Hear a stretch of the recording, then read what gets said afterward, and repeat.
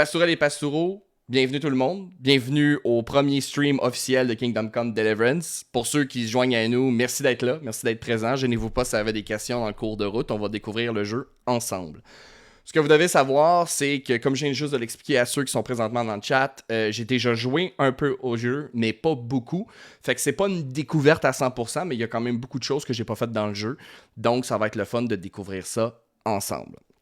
Avec mes amis, sans plus attendre, on va commencer le jeu. Juste partir ça. Je vous invite dans le chat, là, gênez-vous pas si le son, si l'image est quelque chose, c'est la première fois que je le fais, ça se pourrait que ça soit tout décalé et tout croche. Fait qu'on va faire une nouvelle partie. On va le faire dans le 3. J'avais essayé le hardcore. Donc, on y va hardcore, mes amis. Vous lancez des pierres jour avec votre ami Fritz, mais prendre un arbre pour cible ne l'amusa pas longtemps. Le dernier mot que vous l'entendiez fut « Et voilà comment tire un trébuchet ». Nouvelle vie. OK, vous avez survécu. La vie à l'époque médiévale est périlleuse et incertaine. Oui, c'est vraiment... On va le voir. Tu sais quoi, je vais arrêter de dire on va le voir, on va juste jouer au jeu. Là, ça va être un problème. Mais oui, c'est tout à fait vrai. Les printemps et les hivers se succèdent et les années emportent trop vite votre insouciance de jeunesse. Vous n'avez pas non plus échappé aux caprices du destin. Comme tout homme soumis au jugement de Dieu, vous avez aussi votre croix à porter. Wow, quelle belle phrase. Donc, il faut que je choisisse deux atouts négatifs. Bon. Le premier, c'est cauchemar. Depuis votre plus tendre enfance, vous êtes hanté par un cauchemar récurrent dans lequel vous êtes pourchassé par un bouffon en habit bigarré. Le rêve a beau se répéter nuit après nuit, il vous terrifie toujours autant, vous vous réveillez à ce point ébranlé que toutes vos statistiques sont temporairement réduites. Ouf! Claustrophobie. Quand vous étiez enfant, votre tête s'est restée coincée une journée dans un seau. Faut vraiment pas être chanceux. Il a fallu que votre père vous libère à l'aide d'une hache. Depuis ce jour, vous avez peur des espaces confinés, portez un casque, une visière baissée, vous met dans un tel état d'anxiété que vos attaques en sont affaiblies. OK? Hémophilie. Bon, ça, vous connaissez tout un peu c'est quoi. Né votre père avant lui, vous êtes affligé de la malédiction familiale, une simple égratignure, et vous saignez comme un cochon qu'on l'égorge. Ça, on le prendra pas, parce qu'on va se faire saigner comme un cochon très régulièrement, puis ça me tente pas. Nigo, votre mère vous a laissé tomber sur la tête quand vous étiez bébé. Elle a embrassé votre boss qui s'est vite estompé. Mais depuis ce jour, vous êtes un peu lent de la comprendre. Ça va être votre acquisition d'expérience. OK. Moi, je sais que je veux lui. Ver solitaire. Quand l'infringale vous frappe, vous mangez tout ce qui vous tombe sous la main, même la viande crue. On dit que vous mangez comme deux, comme si vous aviez un visiteur dans les boyaux qui mangerait ce que vous ingériez. Vous avez faim plus vite et vous devez donc manger plus souvent. Réalité, des parasites. Encore aujourd'hui, les parasites, c'est quelque chose qu'on attrape encore. C'est juste qu'à l'époque, au Moyen-Âge, les antibiotiques, on n'en a pas. On a certains remèdes, mais c'est très, très précaire. On s'entend que c'est pas la qualité qu'on a aujourd'hui. Donc, on va prendre vers solitaire. Nigo m'intéresse.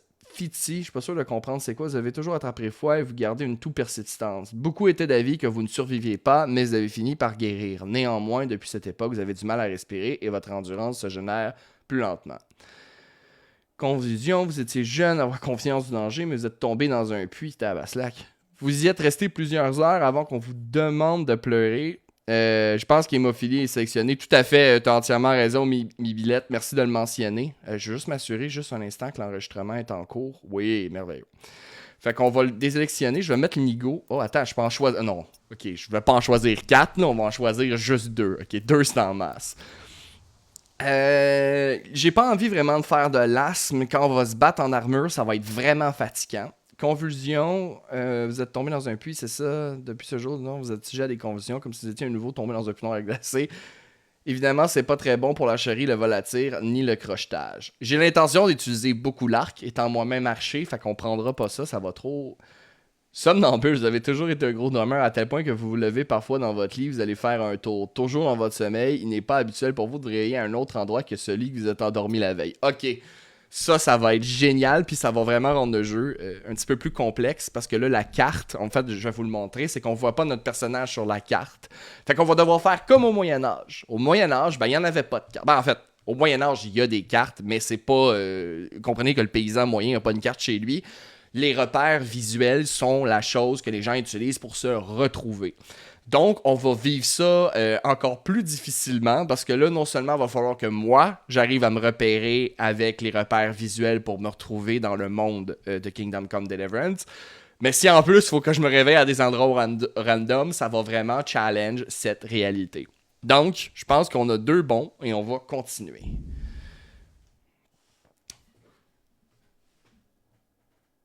Excellent. Donc, c'est ça. Comme je le mentionnais un peu avant le stream, le 15e siècle, c'est une période de crise pour Saint-Empire romain.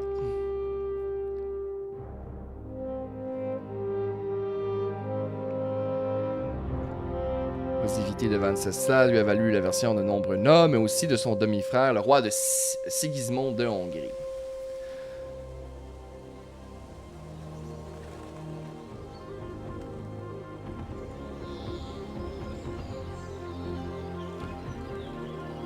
Pendant que ça roule... Excusez-moi, le follow me tapait ça. C'est un très beau jeu en passant. Vraiment, là, esthétiquement, c'est incroyable.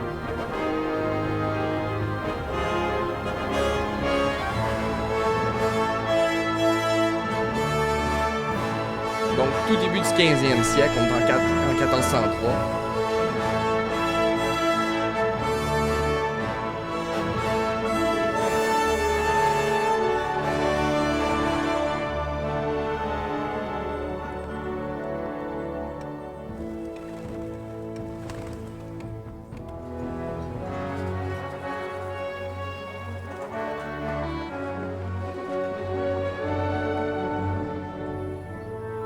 C'est vraiment un très beau jeu. Je vais le dire souvent, là, mais j'ai vraiment été impressionné par la qualité de production de Kingdom Come là, au niveau de la représentation de la vie au Moyen-Âge.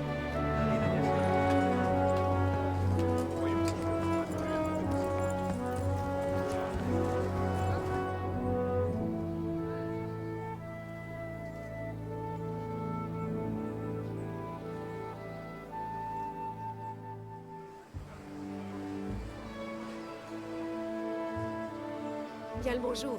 Bonjour à vous. C'est une vraie fournaise aujourd'hui.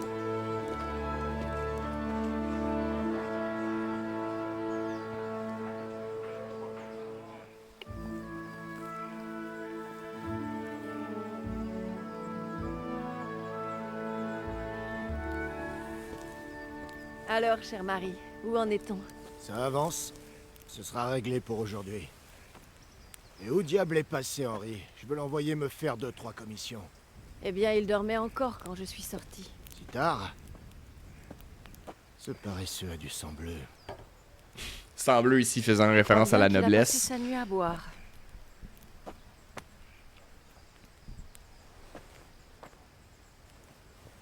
Va donc réveiller ce fainéant. Car lui les oreilles... Quand même ça une lui belle fera pas de touche dans le sens que on avait évidemment le Moyen-Âge est beaucoup plus prude qu'un l'est aujourd'hui, mais oubliez jamais que les gens qui ont vécu avant vous, ça reste des êtres humains. Ils s'aimaient. J'ai un épisode qui va venir qui va être la sexualité au Moyen-Âge, puis laissez-moi vous dire, vous allez être très surpris. C'est pas Lève-toi aussi vite. prude qu'on pensait que ça l'était. Allez, on En a tout du cas, travail. pas aussi prude qu'on l'imagine, devrais-je dire. Mais c'est ça, les gens du passé, oubliez-les pas, c'est des êtres humains eux aussi. Bouge-toi, ou Ils nous c'est moi ressemblent qui me beaucoup sur déplace, beaucoup d'aspects. espèce de fainéant. Tu entends? Mieux vaut ne pas le contrarier. Debout et vite. Ton petit déjeuner est sur la table. Mais qu'est-ce que tu t'es fait? Ne me dis pas que tu t'es encore... Henri, combien de fois dois-je te répéter de ne pas te battre? Mais non, c'est rien. C'est qu'une égratignure. Alors c'est ça, tu as encore joué au chevalier? C'est pas vrai. Il vaudrait mieux pour toi que ça n'arrive pas aux oreilles de ton père. Tu sais bien ce qu'il pense de tout ça. T'en fais pas, il s'est rien passé. Je me suis juste égratigné, c'est tout. Bref. J'espère que tu ne viendras pas pleurer le jour où tu te blesseras pour de bon. Maintenant debout, petite crapule.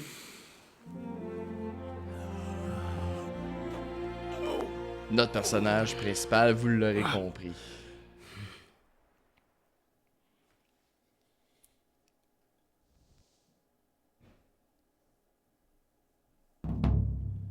Tu es dans un bel état ce matin. Qu'est-ce que tu es encore allé fabriquer hier soir? Oui, ça, c'est la partie où je peux... On va prendre l'éloquence. On est au Moyen-Âge quand même, si on veut un jour atteindre le stade de chevalerie. Moi, j'aime bien l'éloquence. Rien de spécial. Je suis allé bavarder à la taverne avec mes camarades. Il y avait un voyageur qui nous a raconté les événements de ce monde et je n'ai pas vu le temps passer. Bon, j'espère qu'il ne t'a pas mis des sottises dans la tête. Eh bien, moi, j'ai l'impression que tu me caches des choses et que c'est lié à la blessure que tu as à la main. Ainsi qu'à cet homme étrange, avec une épée, qui est arrivé en ville dernièrement. Je vais prendre l'arc. Je dis que je veux faire la chevalerie, mais j'aime bien l'arc. Mathias m'apprenait à me servir d'un arc. Ça, c'est le 1, Johan. L'archerie. On commence avec le 1, Tu on veux va devenir passer à braconnier? travers ensemble, puis après le 1, on va commencer le 2. Tu en cours? Et où tu as eu cet arc pour commencer? Oh, allons, je n'ai pas envie d'aller braconner. C'est juste un passe-temps. D'où Jésus. En tout cas, pour l'amour de Dieu, ne fais pas de bêtises. Promis? Donc le braconnage... Bon, je vais attendre. Je vais essayer de pas parler pendant les dialogues, tout le monde. Dans le fond, le braconnage, c'est qu'au Moyen-Âge, je devais comprendre, les villes sont toujours entourées de forêts. Les forêts sont le domaine des seigneurs. La chasse est réservée aux nobles. Il y a des exceptions. Tu peux avoir des droits qui te permettent de chasser certains types d'animaux, mais c'est très spécifique la majorité du temps. Chasser des animaux dans le domaine seigneur, donc les forêts, c'est du braconnage et c'est très sévèrement puni. On va revenir sur les punitions au Moyen-Âge, mais pensez pas à des peines de mort. Au Moyen-Âge, c'est très très rare les peines physiques, c'est surtout des peines monétaires. Ou de l'humiliation, on va y revenir. Bon. Je vais prendre ça. J'ai faim. Je peux avoir quelque chose à manger? On a un verre Je te laisse solitaire. un petit déjeuner sur la table. Sers-toi. On va manger. Terminer le dialogue. Je pense que le papa, on sait qu'il est pas très content. Donc, ok, premièrement, c'est là que ça part. Mes amis, la représentation de la maison est géniale. Ok, premièrement, bon, on a tout le temps une place, évidemment, là, ça c'est la base d'une place avec un feu pour faire cuire. C'est la base de tout être humain, c'est pour se chauffer. Il n'y a pas de fenêtre au Moyen-Âge. Vous voyez qu'il y a comme un petit volet, mais il n'y a pas de fenêtre comme on a aujourd'hui. Ce qui est vraiment, en fait, pas agréable, c'est qu'au Moyen-Âge, quand il fait moins 20 dehors, il fait moins 20 chez vous. C'est un gros problème. L'isolation est pourrie à cause de ça. Donc, l'hiver, c'est très difficile. Ça va protéger, évidemment, des intempéries. On va fermer les volets, mais vous le voyez clairement, là, c'est pas assez pour retenir l'hiver à l'extérieur. Donc, on se chauffe beaucoup au Moyen-Âge. Souvent, c'est une seule pièce. C'est très rare que les maisons ont plus d'une pièce, surtout dans les casses paysannes. Souvent, tout est à la même place. Comme vous voyez ici, on a une espèce de petite allée. Puis là, si je me souviens bien, ma mémoire, c'est comme un garde-manger, ça. Donc, on a un petit garde-manger ici, mais souvent, les gens, comme vous voyez, dorment dans la même salle qu'ils J'ai mangent. bien cassé la croûte. D'ailleurs, le terme que vous avez peut-être déjà entendu, hein, on dit ça au Québec, mettre la table, ben c'est qu'on mettait réellement la table. Souvent, pas tout le temps comme vous voyez dans ce cas-ci, mais on mettait une table, ça veut dire que c'est une table qu'on montait, qu'on allait mettre dans une pièce et on va justement manger sur cette table. C'est de là que ça vient. C'est souvent dans la même pièce, donc on dort dans la pièce qu'on mange. Vous comprendrez que c'est pas des grandes pensions, des grands condos au Moyen-Âge. Les paysans font avec ce qu'ils ont. Là, assez de jacassage, on va manger. Fait que ça, c'est manger dans la marmite.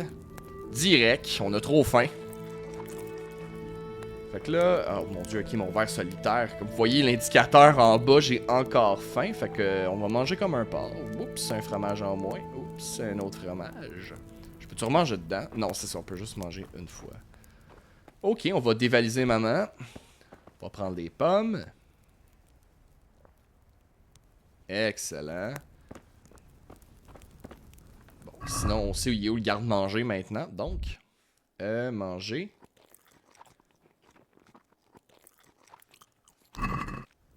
Ok, Dieu soit loué. Là, j'ai plus faim, au moins. Après 2 fromages, 2 pommes, puis un repas, c'est réglé.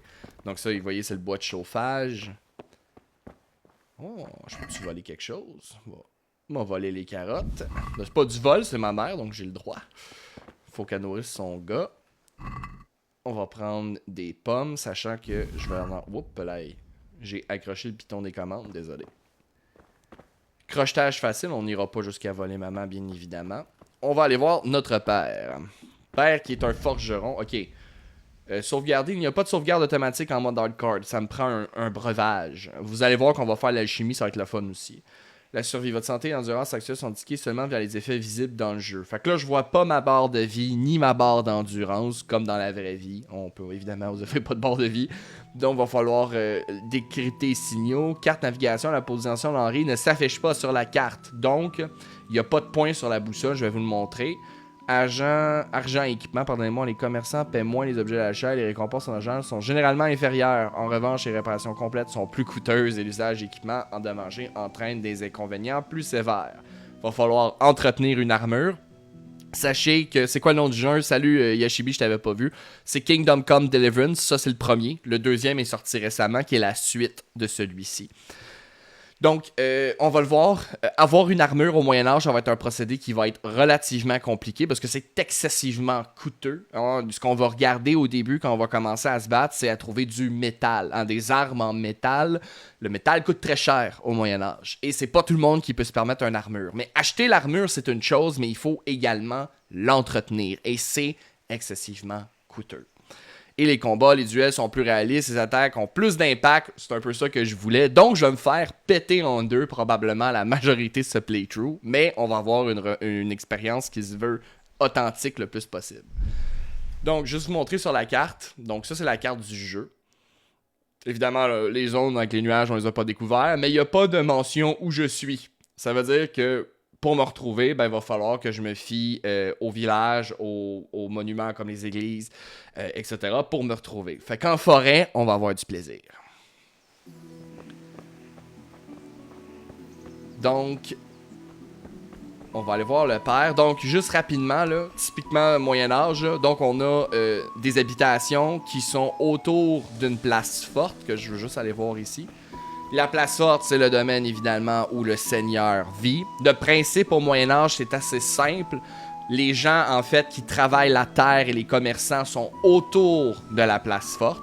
Ce que ça fait en sorte, c'est qu'eux, ils travaillent la terre ou font leur pratique commerçante pour, en payant une taxe à leur seigneur. Et en échange, le seigneur doit assurer la protection de ses sujets. Et quand il y a un assaut, les gens, ils vont aller se cacher dans la place forte. Ce système-là, on le voit beaucoup avec la féodalité et très rapidement, on va faire un petit cours d'histoire bien rapide.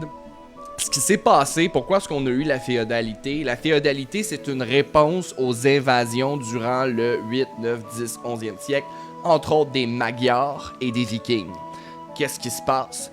Les Vikings vont profiter de l'instabilité carolingienne, donc ce qui était l'Empire carolingien avec Charlemagne. À sa mort au traité de Verdun, il va séparer la terre entre ses fils. C'est un gros problème que les Francs vont avoir jusqu'aux Capétiens, donc la dynastie capétienne qui commence avec Hugues de Capet. C'est que lorsqu'un roi a 3 fils, ben, il va séparer sa terre en 3 fiefs. Donc, vous devez comprendre que dans la mentalité germanique du début du Moyen-Âge, la propriété, le territoire, le royaume est un bien privé. Ce qui signifie qu'un seigneur, un roi, peut faire que ce qu'il veut avec sa terre. Ça lui appartient de droit. Donc, s'il y a un royaume, puis il y a 3 fils, il va diviser son royaume en 3. Ce que ça va faire, c'est qu'il va toujours avoir de la chicane. Il y a un frère qui va vouloir la partie de l'autre, il y a un frère qui sera pas satisfait de la séparation faite par le paternel. Donc, il va avoir des guerres fratricides à chaque fois à peu près. Ce qui va amener que le royaume commence, au lieu de se consolider pour une nouvelle succession, commence à se massacrer à l'interne. Les Vikings vont énormément abuser de ça. Premièrement, les Vikings vont majoritairement attaquer des lieux qui sont pas protégés, les monastères, qui sont remplis d'or et d'argent. Les monastères, quand on parle d'or et d'argent, là vous allez me dire, les moines n'étaient pas riches. Non, mais les objets liturgiques à l'époque étaient faits en or ou en argent. Les Vikings vont attaquer avec leur navire qui s'appelle des Knarr. C'est ce navire ainsi. Vous avez sûrement entendu le mot Drakkar. Mais là, excusez-moi, je regarde, c'est ça. Ouais, je pense que c'est assez proche.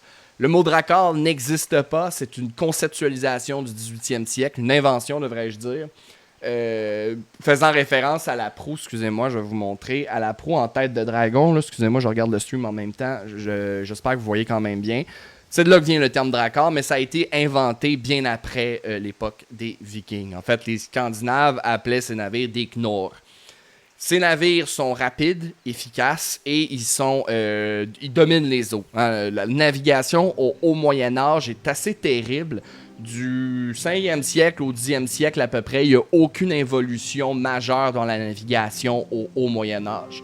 Donc, pour vous donner une idée, un Romain qui serait arrivé au 10e siècle sur une Drummond, qui étaient les navires à peu près de l'époque, se serait facilement retrouvé sur ce navire parce qu'ils n'ont pas beaucoup évolué depuis l'époque romaine dans laquelle lui a vécu. Donc, on parle de la fin de l'Empire romain, évidemment. À Rome, c'est pas un siècle, c'est très long. Mais le point étant le suivant, ils sont facilement capables de se retrouver sur ce navire. Donc, il n'y a pas d'évolution. Les Vikings ont des navires super performants, c'est Knorr, et ils se mettent à attaquer les lieux, justement, qui sont moins protégés, dont les monastères. Mais vu qu'il n'y a pas de réponse réelle au Moyen-Âge par les seigneurs, parce que justement, en fait, par les rois, pardonnez-moi, devrais-je dire, parce que les rois, eux autres, sont tellement occupés à se taper dessus qu'à défendre leurs terres, ben les Vikings vont commencer à faire des raids de plus en plus profondément dans les terres.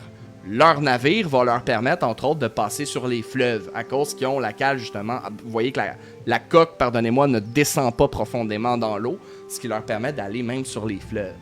Et les Vikings vont se rendre compte, là c'est une très longue histoire, très courte, que c'est de plus en plus facile et ils vont accentuer leur raid. Le problème, c'est que les populations qui vont vivre les raids, eux autres, ben qu'est-ce qu'ils vont faire? Ben ils vont vouloir se cacher.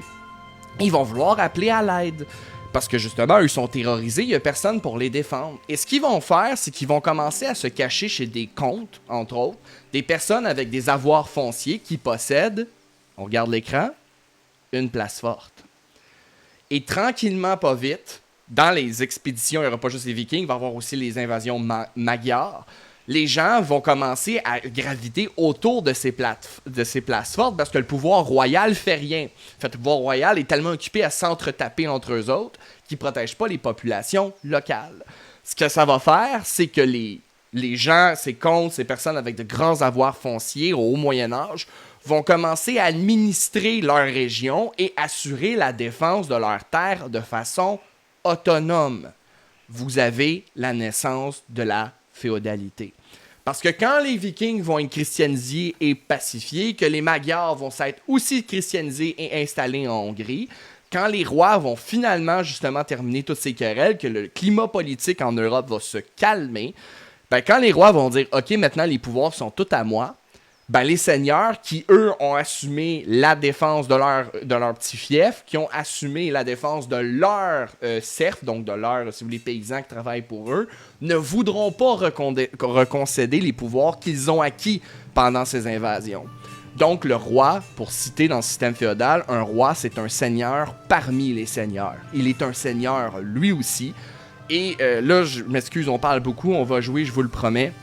Mais ce que je veux que vous compreniez, c'est qu'au Moyen-Âge, en système féodal, un seigneur possède sa place forte, son armée, donc ses chevaliers qui lui sont propres. Hein. Les chevaliers, lorsqu'ils prêtent un serment, ils prêtent serment au seigneur. Pas à la nation, parce que l'idée de nation au Moyen-Âge va commencer à émerger, mais ça sera vraiment pas le même concept qu'on a aujourd'hui.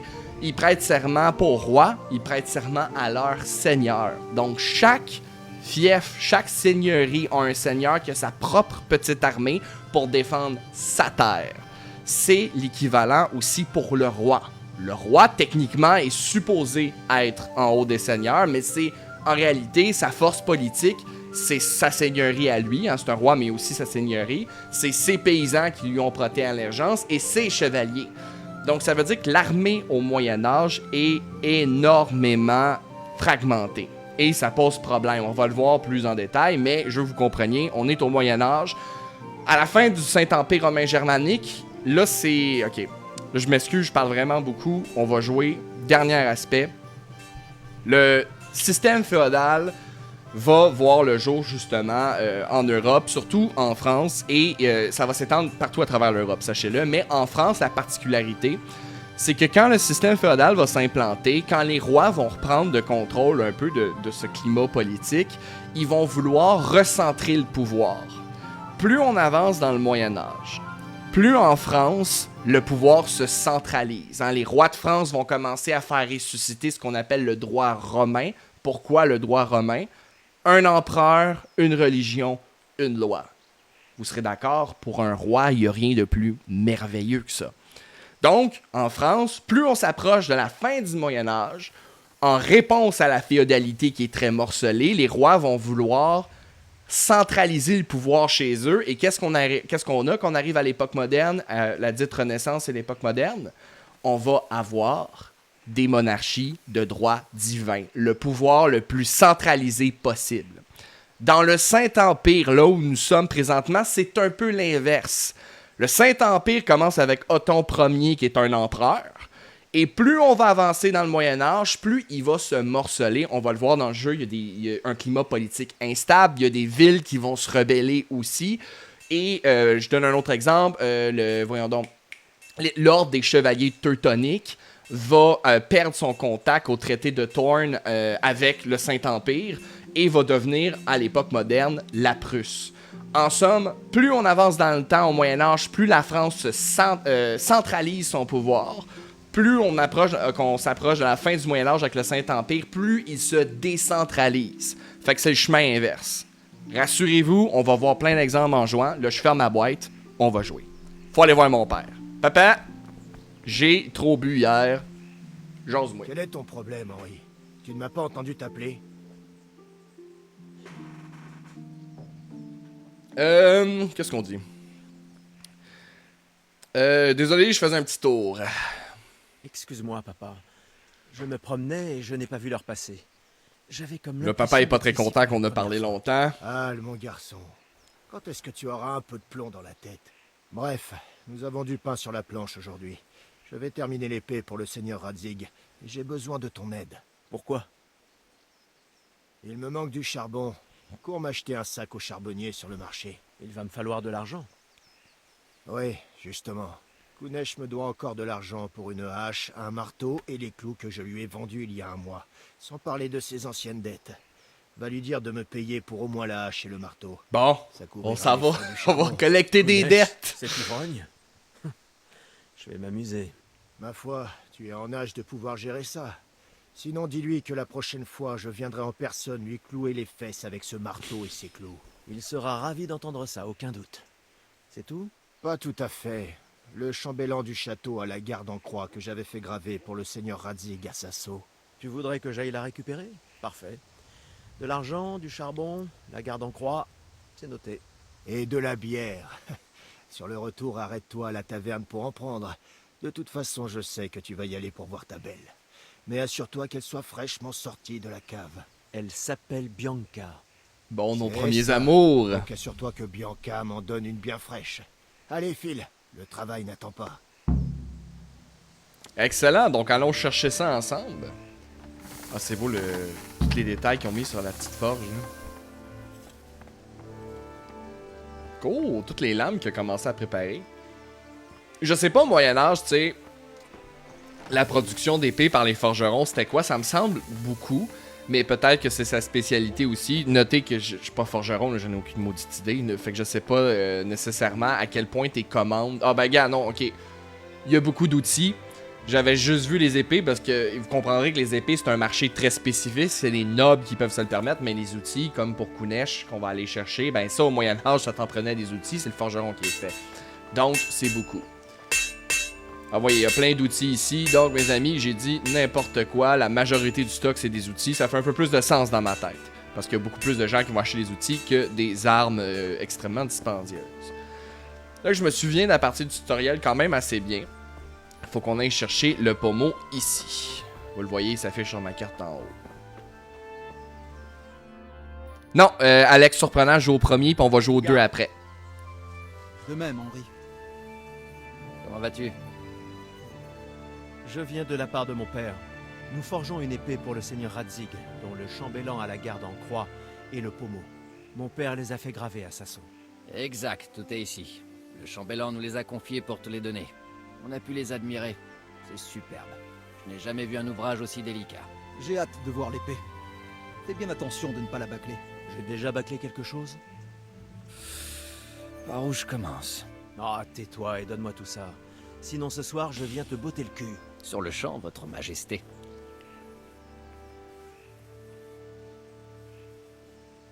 Magnifique. Dommage que je ne puisse pas garder cette épée pour moi. Je dois y aller, sans quoi on n'aura jamais fini ce soir. Bon vent. On se voit plus tard à la taverne.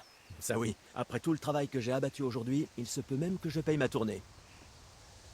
Excellent. Je vois le commentaire, j'adore le médiéval depuis que j'ai joué à ce jeu. Ensuite, j'ai fait le 2. Ben, mon homme, t'es à la bonne place. Je suis un médiéviste. Moi, ça me fait triper le Moyen-Âge. Si tu veux le découvrir un peu plus, t'es à la bonne place. Mais je te comprends.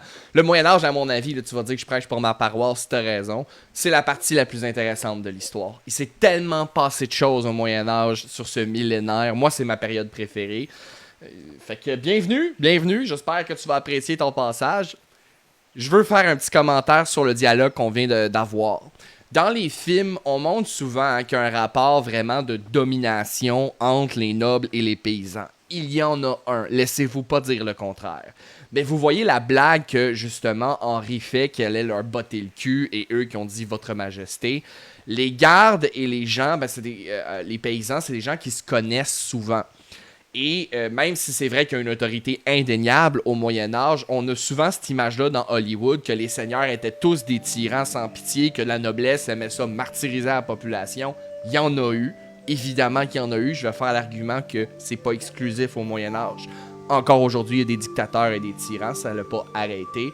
Mais on va le voir. Je veux revenir sur un détail. Les punitions physiques au Moyen-Âge sont excessivement rares. Donc, ce genre d'interaction-là avec des gardes, avec des gens, justement, clairement, l'équipement qu'ils ont, ils sont beaucoup plus fortunés que nous. Ces gens-là, ben, ils connaissent aussi les paysans, ils peuvent avoir des relations avec ces gens-là qui sont pas nécessairement du « vous êtes de la vermine, vous êtes des paysans, puis on vous martyrise tout le temps ». Je sais pas si vous comprenez la nuance que j'essaye de faire, mais je trouve que ce dialogue-là, c'est vraiment une belle touche de montrer que ben, ces gens-là se connaissaient aussi, puis il n'y a pas ce rapport-là tout le temps. Il y en a eu, mais c'est pas, dans le fond, la grande majorité des cas où on a justement des gens qui parlent pas aux paysans parce que c'est de la sous-merde, etc., etc. En passant à dire que tu parlais gros, mais c'est justement ce qui m'a accroché. J'aime ce que tu expliques. Ben, merci, Pat Gali. Puis je vais faire un deal avec vous, les amis. Je vais essayer de pas trop parler pendant les dialogues pour que vous puissiez voir la narration, mais comme vous voyez... on est encore à la première quête, là, fait que j'ai une grande trappe, mais j'apprécie, c'est un peu le but d'expliquer. Le jeu, c'est justement Kingdom Come Deliverance, c'est le premier, le deuxième est sorti récemment. Le deuxième, à ce qui paraît, est encore meilleur parce que la petite compagnie a eu beaucoup plus de budget. J'ai hâte d'y jouer, on va faire ce playthrough-là ensemble, puis on va regarder le 2 après. Donc, on a dans notre inventaire, si je m'en vais dans quête... Ok, non, ça c'est bon. Je le vois-tu, la garde? Garde. Ok, non, j'ai rien qui me le dit. Ok, les amis. On s'en va chercher les clous et le marteau. Paysan. Pas de dialogue. Si ma mémoire est bonne, Kunesh habite... Ah oui, il est drette là. Ça, c'est la hache qu'il faut aller chercher. Bonjour à vous, Kunesh. Tu veux quoi? C'est vraiment une simulation médiévale pour les gens qui aiment cette époque. Absolument, Alexis, surprenant, t'as raison. Voyons, tu es juste sur TikTok ou ici sur Twitch.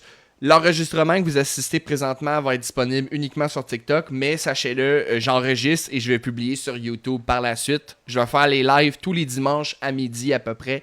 Donc, si jamais vous ne pouvez pas être là, vous voulez voir où on est rendu, ça va être disponible dans les jours qui vont suivre, là, au début de la semaine suivante. L'épisode en entier sur YouTube. Mon père envoie récupérer l'argent. Mon père m'envoie récupérer son dû pour la hache, le marteau et les clous. J'ai rien pour lui, dégage. Ça fait plaisir, Pat Gali, ça fait plaisir. Payez au moins les outils. Ok, on y va-tu avec la menace?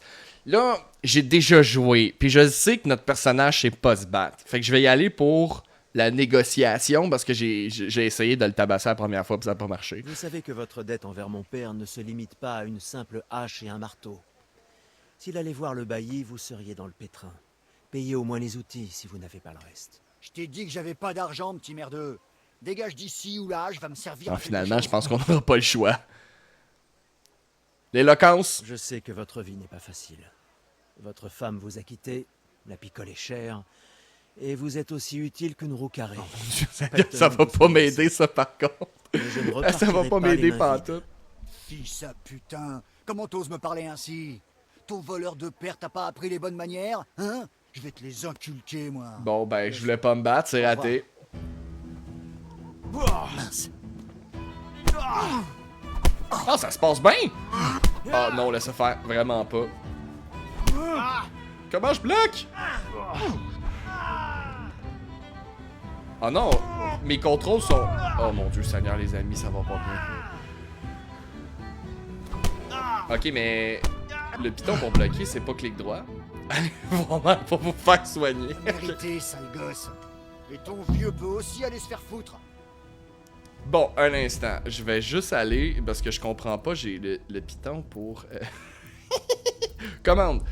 Comment droite, avance, utiliser... Parer, c'est quoi? Sprinter, courir, compagnon, pivoter, attaque principale. Bloquer, c'est Q.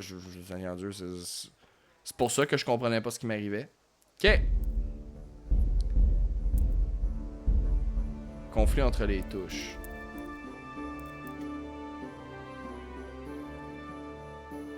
On va mettre ça. Non, ça marchera pas. Confirmé. Oui, monsieur. Ok, là on va faire une prise 2, messieurs, dames, ça comptait pas. Je me suis fait complètement démonter. Donc, on a déterminé les commandes. Je vais aller me faire soigner par ma maman parce que j'ai encore pris une fessée. L'endurance de notre personnage n'est pas fameuse.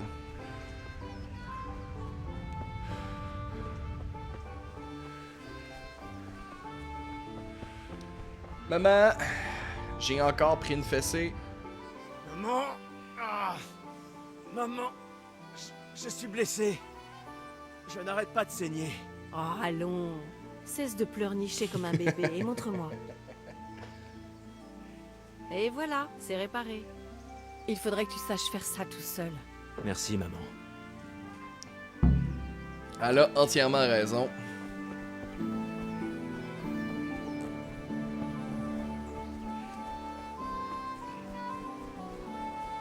Prise 2, messieurs, dames. Cette fois-ci, c'est la vengeance ultime. Cette fois-ci, on l'a. On va laisser le temps à notre endurance. Kunesh, prise 2, mon maudit. Lâche ta hache. Me là-dessus. rappeler, ça t'a pas suffi? Mais vous devez toujours à mon père. Je te donnerai rien. Va donc lui répéter ça. Lève ne serait-ce que le petit doigt sur moi et je te fais jeter en prison. Bon, ben, on va régler ça. Ah ouais, donne-moi ma hache. C'est tout. Fumier. Mince.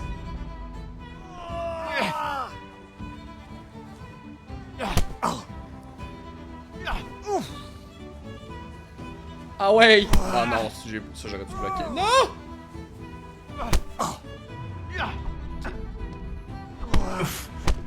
Oh là là, les amis, je pense que même en ayant les bons boutons, ça se passera pas bien. Je suis là.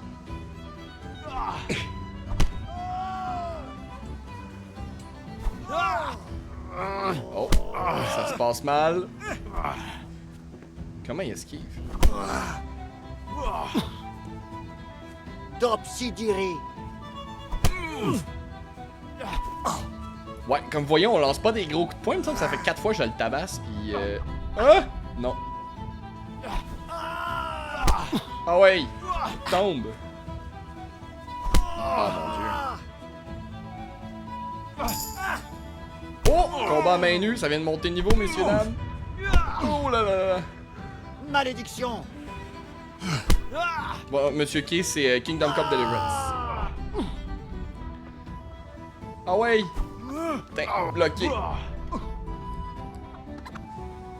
Ça Aïe, ne prendra pas bien longtemps. Y a-tu laissé la hache à quelque part? Je peux-tu partir en courant avec?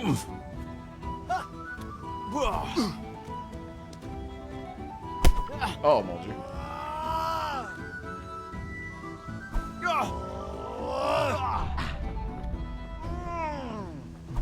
Oh mon dieu, il est tellement plus vite que moi.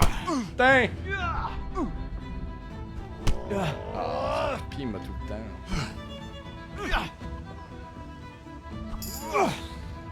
Un niveau encore bas, ouais! Ok, que je recule. Oh non, ça y est. C'est pas bon, ça.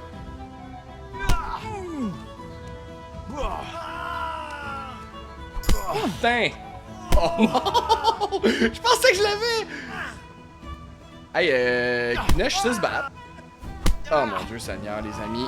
Comme vous voyez les taches de sang dans l'écran, ça se passe pas super On va bien. enfin s'amuser. Ben, peux-tu juste tomber par terre? T'es bien résistant. Oh, il était ici. Ah, ouais, non, hey, ça compte pas, ça m'a pas touché. Hey, Seigneur. Largement à côté.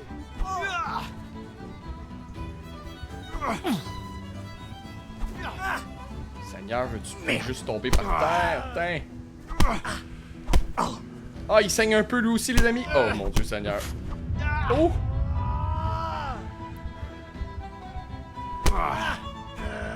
Oh, oui!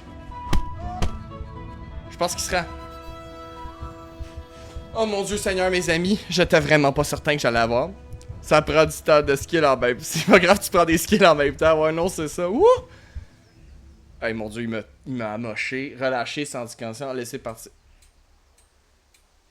Ouais, non, mais je veux pas nécessairement le laisser partir des armées. Je veux pas le... Je te laisse repartir, mais cette arme reste où elle est. Mais je dois faire quoi? Hein? Eh, où ta hache?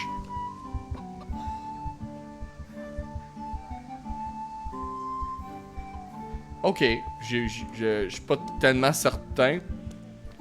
Ouais, il est dur à battre, hein, au début, il est quand même rock'n'roll. Donc, j'en ai parlé là, déjà dans le début, mais on est fils de forgeron. On n'est pas un combattant. Oh, je suis dans un lieu illégal. C'est quoi, fallait que je ramasse? C'était juste la hache. On va regarder la quête ensemble. C'était-tu juste la hache? Ouais, c'était juste la hache, je pense. Il faut que j'aille la vendre. Oh mon Dieu Seigneur, j'ai mangé à voler une vie. Mon personnage, j'ai fait sonner. Là. Bienvenue, Henri. Que Dieu vous accompagne. Parlons affaires. Prenez soin de vous.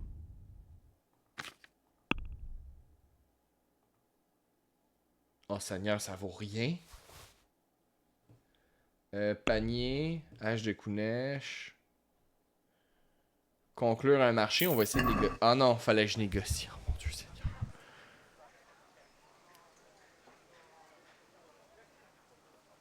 Prenez soin de vous. Je pense, les amis. Ok, mais ça coûte presque. C'était quoi? C'était 10. On va vérifier le panier. Puis... Ok, X marchandé. Peut-on s'arranger sur le prix? Oui. Ok, d'habitude, je bug, ensuite, il donne la clé pour le coffre. Donc, ça l'a bugué, messieurs, dames. Va falloir trouver une autre façon. Qu'est-ce que t'en penses? Tant pis pour vous. Oh non! Il veut plus marchander. Bon, mon personnage est pas très éloquent. Ah, j'ai pas réussi à vendre ma hache. Oh.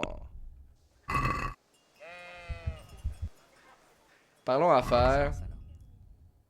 Ah non, non, non, c'est ça. Ça, c'est son inventaire. Ok, je m'excuse.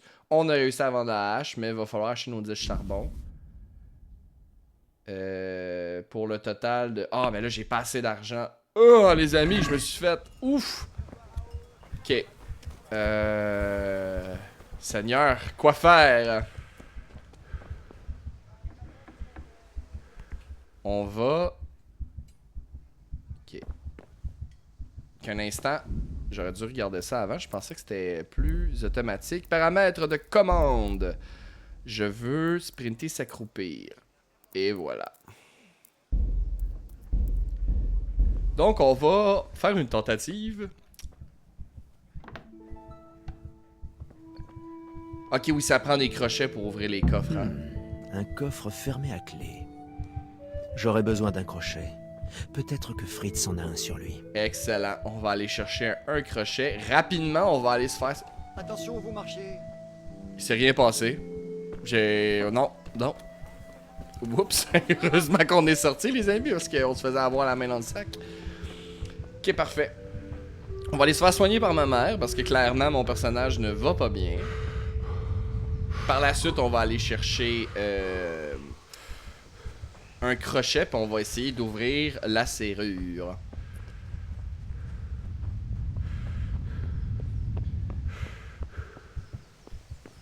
Maman! Oh oh, et où maman?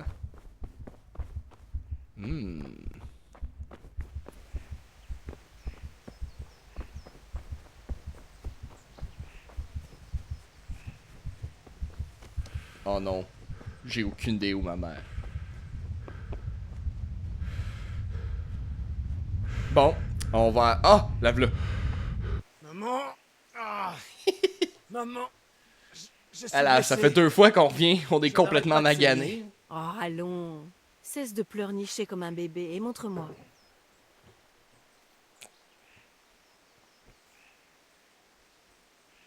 Oh, je pense que Et mes voilà, amis... c'est réparé. Il faudrait que tu saches Ouais, c'est ça, faire maman! tout seul. Maman! Merci, maman.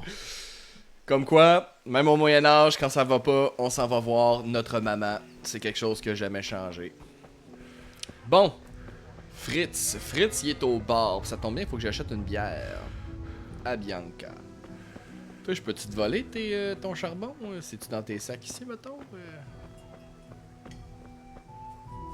C'est-tu dans ton... Ah, je peux pas interagir avec les sacs, je pense. Non. On aurait pu commencer. On va voir ce monsieur-là plus tard. Ici. Non mais qu'est-ce que j'entends, Germain? Tu insultes notre roi? Quelles insultes? Je ne dis que la vérité. Sigismund a seulement fait ce qu'il devait faire. Ce qu'il devait faire? Il devait enlever le roi? Et attirer son cousin Procope dans un piège et le faire emprisonner? Il devait nous envahir avec son armée de Tartares et prendre d'assaut Kuttenberg? Pourquoi pas? À quoi sert Venceslas en tant que roi? L'Empire est en train de s'effondrer entre ses mains. Les comtes germains ont élu Rupert du Palatinat comme roi, parce que ton Venceslas ne veut même pas se rendre à leurs assemblées. Quoi, les comtes germains? Ce sont des traîtres. Désormais, Dieu même te le garde, pape Henri. s'oppose à Toi aussi, Mathieu. que des seigneurs Que se comme passe-t-il? Henri Le Germain Même déraille. les Autrichiens Albert Quoi? et Wilhelm Écoute-le sont un peu, aux tu côtés de comprendras. Sigismund. Quelqu'un doit rétablir l'ordre et réunifier l'Empire. Et qu'est-ce que j'en ai à faire des Autrichiens? Le diable en personne n'arriverait pas à supporter tous ces foutus papes. Qui est le vrai pape, d'ailleurs? Celui de Rome ou celui d'Avignon? Ne blasphème pas, Alex. Mais c'est vrai. Le roi Venceslas est le roi de Bohême. La noblesse de Bohême est de son côté. Je me fous de Rosenberg et de sa clique. Radzig. C'est le seigneur Radzig, le commandant en chef de Venceslas. Il est resté loyal envers le roi. Et s'il t'entendait parler, il te ferait fouetter comme un chien. Ton régime n'aura bientôt plus aucune terre à gouverner. Jobst a dû vendre le Luxembourg pour aider ton roi. La Bohême du Sud soutient Sigismund. Et surtout, n'oublie pas Kuttenberg, où les Germains dans ton genre ont baisé les pieds de Sigismund pour garder leur tête. Oui, mais... Mon cher Germain, c'est peine perdue. Abordons un sujet plus agréable. Je n'en pense pas moins. Le Germain est allé trop loin. Venceslas est notre roi légitime. Le Germain est un idiot. Et qu'est-ce qu'on y peut? J'ai ma petite idée. Le Germain mérite une bonne leçon. Pas vrai, Fritz? Tout à fait d'accord. On devrait lui mettre une bonne raclée. Tu es fou. Tu veux finir au pilori? N'écoute pas Fritz. Je suis mieux inspiré. La merde que raconte le Germain me fait penser à cet énorme tas de fumier. Tu sais? Celui juste à côté de sa maison fraîchement blanchi à la chaux. Tu proposes de la redécorer? Je suis partant. Ah, j'aurais préféré qu'on lui mette le feu. Mais... l'emmerder, c'est pas mal non plus. Qu'est-ce que t'en dis, Henri? Le problème, c'est que j'avais des courses à faire pour mon père. Nous finissons l'épée du seigneur Radzig. Allez, jeter quelques poignées de fumier, ça va pas nous prendre la journée. Et c'est notre devoir de défendre l'honneur de notre roi. Alors, Al, tu nous suis? Je Bon. ferais mieux d'avaler un morceau. Je commence à avoir faim. Déjà commencé à avoir faim. D'accord, mais vous devez m'aider en échange. On va prendre ça. D'accord, je vais le faire. Mais ensuite, vous allez devoir me donner un coup de main. Qu'est-ce qu'il vous faut? Kunesh doit de l'argent à mon père et refuse de le rembourser. Je suis allé Je sais lui pas parler, si ça va il n'a faire rien débugger voulu. la quête. Donc on va devoir employer la manière forte. Mais je n'y arriverai pas tout seul. T'inquiète pas, on va t'épauler dès qu'on aura fini de badigeonner la maison du Germain. Je serais ravi de m'occuper de ce poivreau. C'est parti, allons-y pendant qu'il est assis bien au chaud à la taverne. Excellent. Bon, il y avait une couple d'affaires que je vais vous mentionner. On a vu dans le dialogue que justement le Saint-Empire est en train de s'effondrer. On y reviendra plus en détail, mais le Saint-Empire a beaucoup de problèmes avec ce dernier, surtout qu'il est ni saint, ni empire, ni romain, et pas tant que ça germanique. Donc, à la fin du Moyen-Âge, le Saint-Empire est vraiment en train de s'effondrer. Il a aussi parlé de plusieurs papes. C'est le conflit où il y a eu 2 papes, un à Avignon et un à Rome, qui se sont ostinés à savoir qui était le vrai pape. Finalement, ils ont intervenu, fait qu'ils ont élu un 3e pape. Donc, il y a eu un moment où il y a eu 3 papes en même temps qui disaient que c'était eux le pape et que les autres c'était des hérétiques. La fin du Moyen-Âge finit un peu en chaos. C'est pour ça aussi, justement, qu'on a beaucoup de... En tout cas, c'est pas en fait, c'est pas le conflit des papes qui a amené ça nécessairement, mais la fin du Moyen-Âge est en train un peu de finir justement de façon chaotique. On a la peste noire qui va arriver au 14e siècle, donc un siècle avant ça. On va avoir la guerre de 100 ans qui va opposer, vous le savez sûrement, la France et l'Angleterre. On va avoir justement la chute un peu de l'Empire romain, du Saint-Empire romain germanique qui va se morceler, si vous voulez. Les 2 derniers siècles du Moyen-Âge sont assez chaotiques. C'est passé beaucoup de choses assez, je veux dire, traumatiques. Mais on y reviendra plus en détail. T'es encore à Scalix, tu vas aller jusqu'où dans ton live. Présentement, j'en ai aucune idée. Je fais beaucoup d'explications, Blais. Probablement, en tout cas dans le live, Blais, si ta question est la suivante, je vais rester à peu près jusqu'à 1h30. Une activité détectée dans ton live. Donnez-moi un instant. C'est quoi qui se passe? Ah, ok, c'est le fameux test. Bon, voilà, c'est réglé. On va se rendre le plus loin qu'on peut jusqu'à 1h30. Le dimanche suivant, on va continuer de où on était rendu, dimanche à midi. Sache par contre, Blake, que si tu peux pas rester présentement, je vais uploader l'entièreté du live, s'enregistrer sur YouTube. Donc, ça va être disponible pour vous par la suite. Et ça va justement, si jamais tu manques un moment ou tu veux le réécouter, ça va être disponible sur YouTube par la suite. Ok les amis, là j'ai beaucoup parlé, on reviendra sur ce qu'on a mentionné, mais il y avait beaucoup de détails importants. Oh l'ortie c'est cool. Là je fais quoi exactement? Le fumier est là, faut juste que je clique dessus.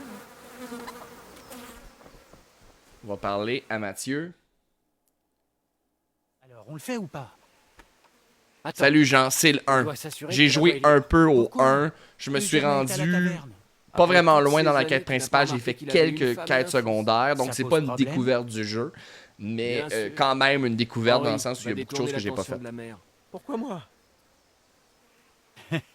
Parce que c'est toi le plus futé. Ouais. Réfléchissez à un plan d'attaque avec vos amis, ok? J'imagine qu'elle, faut la faire partir. C'est la femme du Germain. Que voulez-vous, jeune homme? Je viens de passer devant la taverne et votre mari racontait des sornettes.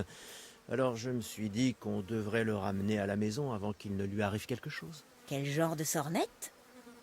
Eh bien, que Sigismond avait raison et que le roi Venceslas est un ivrogne. Et j'en passe. Certains se sont indignés, donc je me suis dit que... Bon Dieu, mais quel idiot! Et après ça, ce sera les papes. J'ai cru en entendre parler aussi, oui. Merci de m'avoir prévenu. J'espère pouvoir l'arrêter avant qu'il ne se remette à se battre. Ok.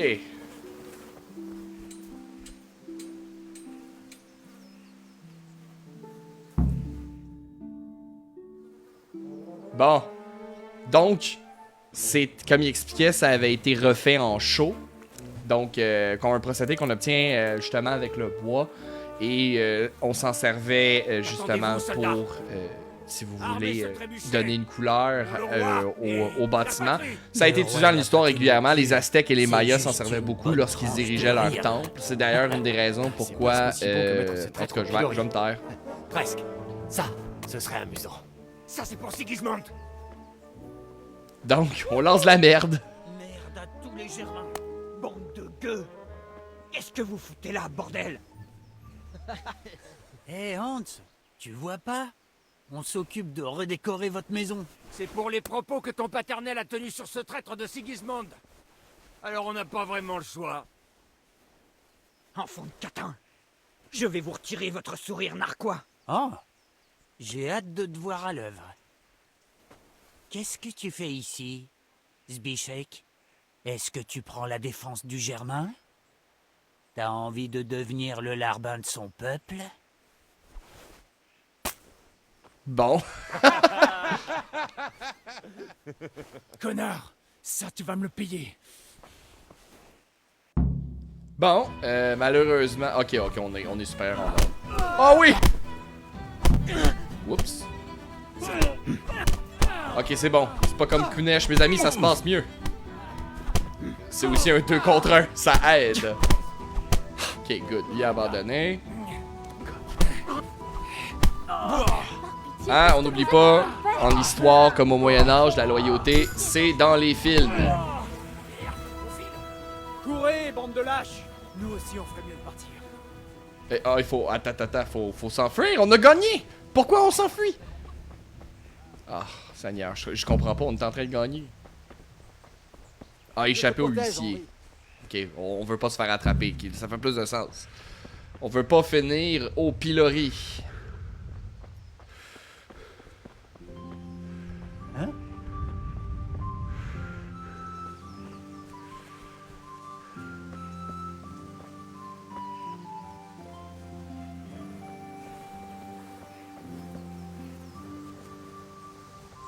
Hey.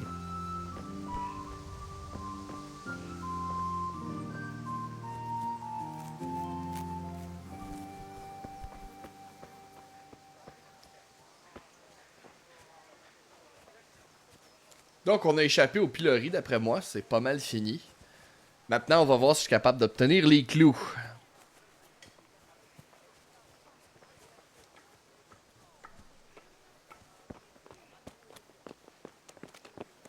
Bienvenue, Henri.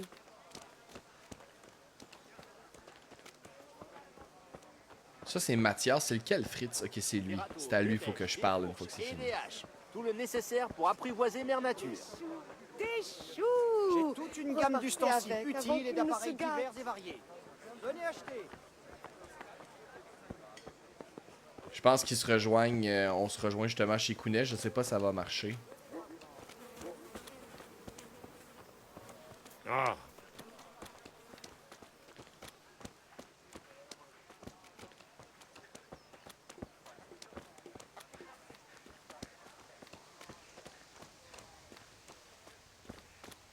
Ben, on fuit jusqu'à... Ok, bon, je pense que c'est fini. D'ailleurs, je pensais qu'on y arriverait jamais.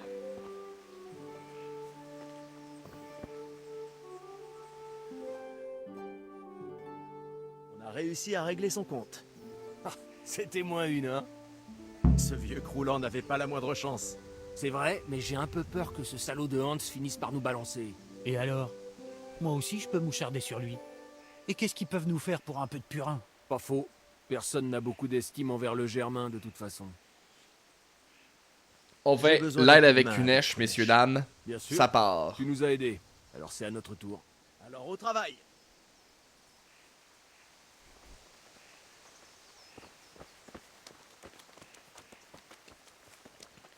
Donc, on va utiliser le nombre. J'espère que cette fois-ci, il va me donner les clous. Kunesh, sortez de là, vieux bouc.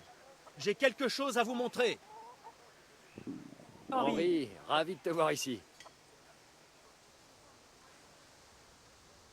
Mes amis, je pense que quand je l'ai tabassé la seconde fois... Ah non, il est là, ok, c'est bon.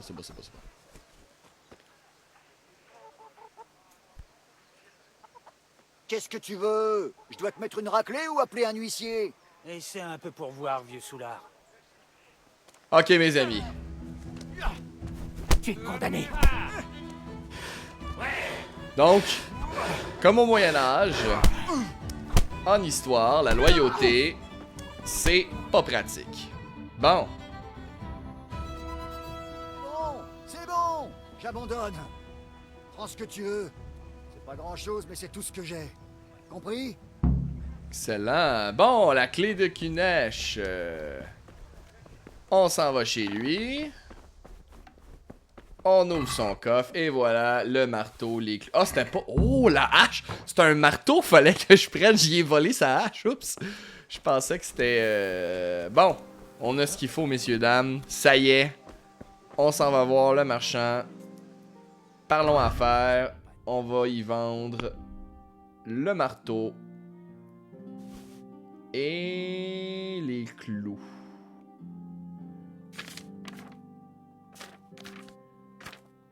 Voyons donc, sont où les clous? Clous de Kunesh. Mais je vois qu'il y a comme pas de prix. Oh. Non. On va retirer juste...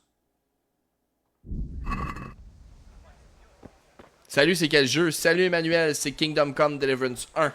Juste un instant, les amis. Il y a quelque chose que je comprends pas. Ça me rapporte absolument rien. Ok. Un mercenaire, nanana, je dois aller chercher du charbon au marché. La maison, genre,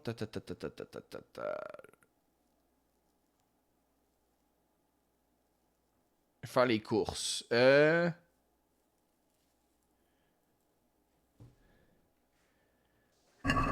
Ok, bon, parfait, excellent. Ok, non, la hache aussi, il fallait la récupérer. Je me suis pas trompé. Ok, c'est juste que probablement on est en hardcore, fait que ça vaut absolument rien. Vendre. On va aller dans le marteau de Kunesh et on va vendre les clous. Seigneur, on va le marchander un minimum, là.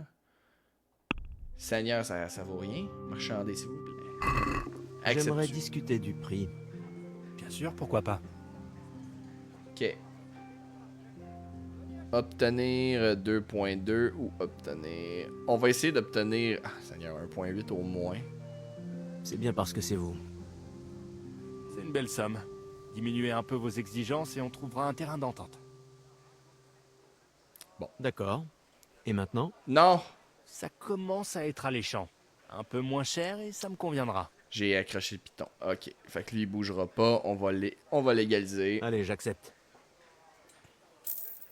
Maintenant, on va t'acheter ton charbon. À la prochaine. C'est 10. Ben oui, mais ça me donne vraiment... La richesse... Votre fortune, j'ai 3.9. Je suis pas du tout au montant. Ça me prend 7 groschen. Seigneur. Y a-t-il autre chose que je peux y prendre?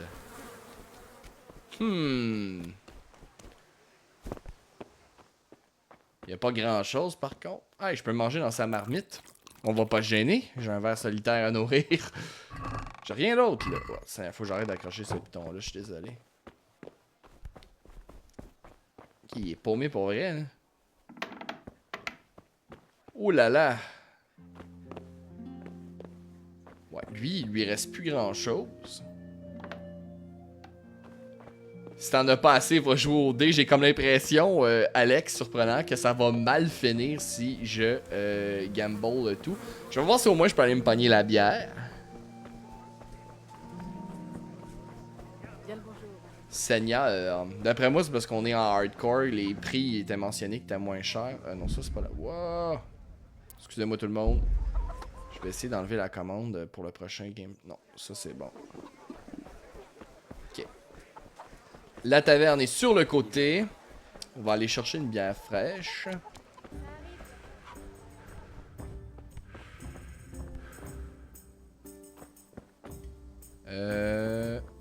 Bon, évidemment, ça c'est la taverne, mais est-ce que... Ah oui, Bianca est là. Allô Bianca? Elle me laisse pas y parler. Ok, là je peux y parler. Bien le bonjour, ma belle. Tu es ravissante aujourd'hui. Toi aussi, bel homme. Quel bon vent t'amène? Il aurait fallu que tu achètes et vendes tout en même temps. Tu aurais plus d'argent en négociant, ouais. Ta beauté, bien entendu. Noble seigneur, je suis très honorée. Mis à part ma beauté, quoi d'autre pourrait désirer votre Altesse? Un pichet pour mon Il me père. faut de la bière pour mon père. Un pichet, comme d'habitude? Oui. Rapporte-moi un frais du saigné. Bien évidemment. Voilà. Merci. C'est moi qui invite. Tu me rembourseras ce soir. Pas question. L'éloquence. Bon, notre Et cher ce soir, Henri a conquis le cœur de cette demoiselle, qu'on n'aura pas besoin de payer cette bière. Vivement ce soir. Merci. Raison de plus pour me voir tout à l'heure. Ça vaut également pour toi. Ah, au fait, il y a un petit plouche qui te cherchait. Vaniek? Je crois bien. Le genre qui doit gagner sa vie à détrousser les voyageurs de bonne foi et qui me fera une grande joie le jour où il disparaîtra d'ici. Par tous les saints, qu'est-ce que tu mijotes avec lui? Il m'a promis de m'apprendre à manier l'épée. À quoi ça peut te servir? C'est bon. On croirait entendre mon père. Je m'en vais. C'est un bon point qu'elle amène. Ce soir, ma belle. Al, j'ai une surprise pour toi. Ah bon?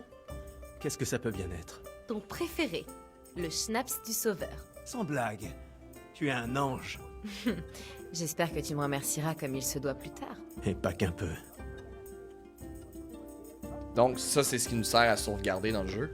C'est une bonne remarque, tu sais. À quoi ça sert de te battre? Un forgeron n'est pas appelé à manier une épée. Donc, d'ailleurs, au Moyen-Âge, les gens qui voyagent, règle générale, au Moyen-Âge, on voyage à partir de notre ville natale environ une demi-journée. Pour le commun des mortels, pas pour la noblesse, pas pour les gens, les marchands, surtout les commerçants qui font beaucoup de voyages, ou les pèlerins.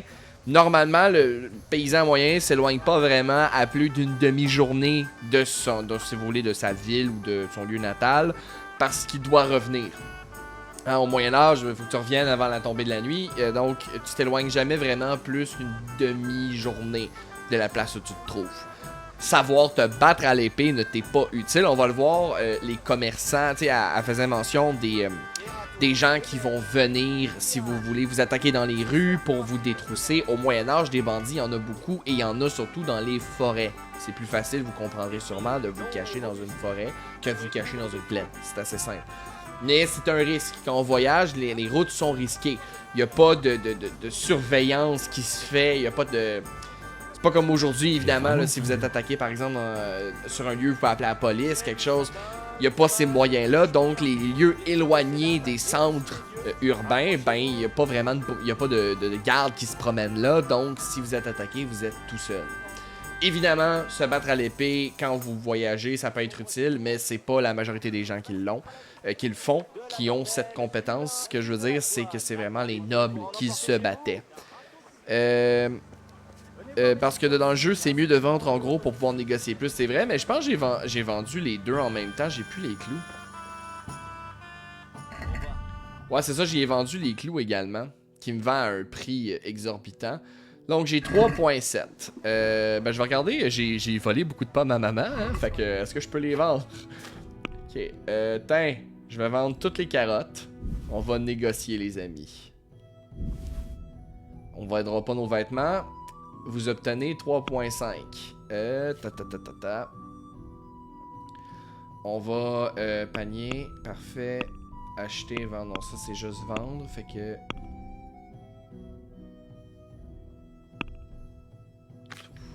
Marchander. Peut-on s'arranger sur le prix? Bien entendu. Excellent. Donc moi, je veux obtenir... non. Je veux aller par le bas. Je vais essayer à 3.7. Je suis pas beaucoup d'éloquent. Je veux pas juste qu'il me la... Oui, cette somme peut réussir à me convaincre. Bon, ça se passe mieux. On est à combien, les amis? Nous sommes à 7.4. Nous l'avons, mes chers amis. Les pommes et les carottes. Le nom du jeu, c'est Kingdom Come Deliverance, mon cher. Kingdom Come Deliverance 1. Le 2 est sorti récemment. Celui-là, c'est le 1. Accepté. Ajouter au panier. Non, excusez-moi. Conclure le marché. Et voilà, on a le charbon, on a la bière. Mes amis, c'est le temps de forger une lame.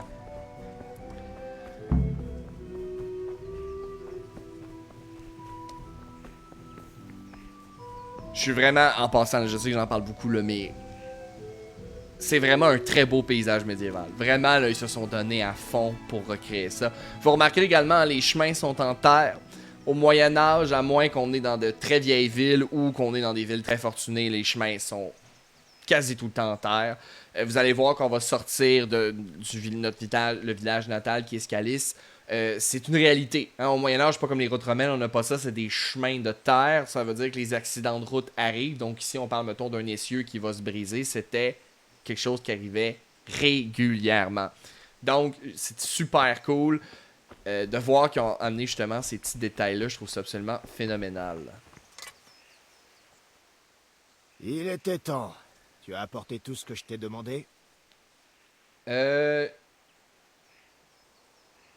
Pas encore, je m'en occupe. Combien de temps encore ça va prendre? Dépêche-toi, il faut finir cette épée aujourd'hui. Tu veux que j'ai l'air d'un ego devant le seigneur Radzig? Non, bien sûr. Je reviens tout de suite. Non, je vais aller faire l'entraînement, t'as bien raison. Mais je veux juste voir niveau quête. Ok.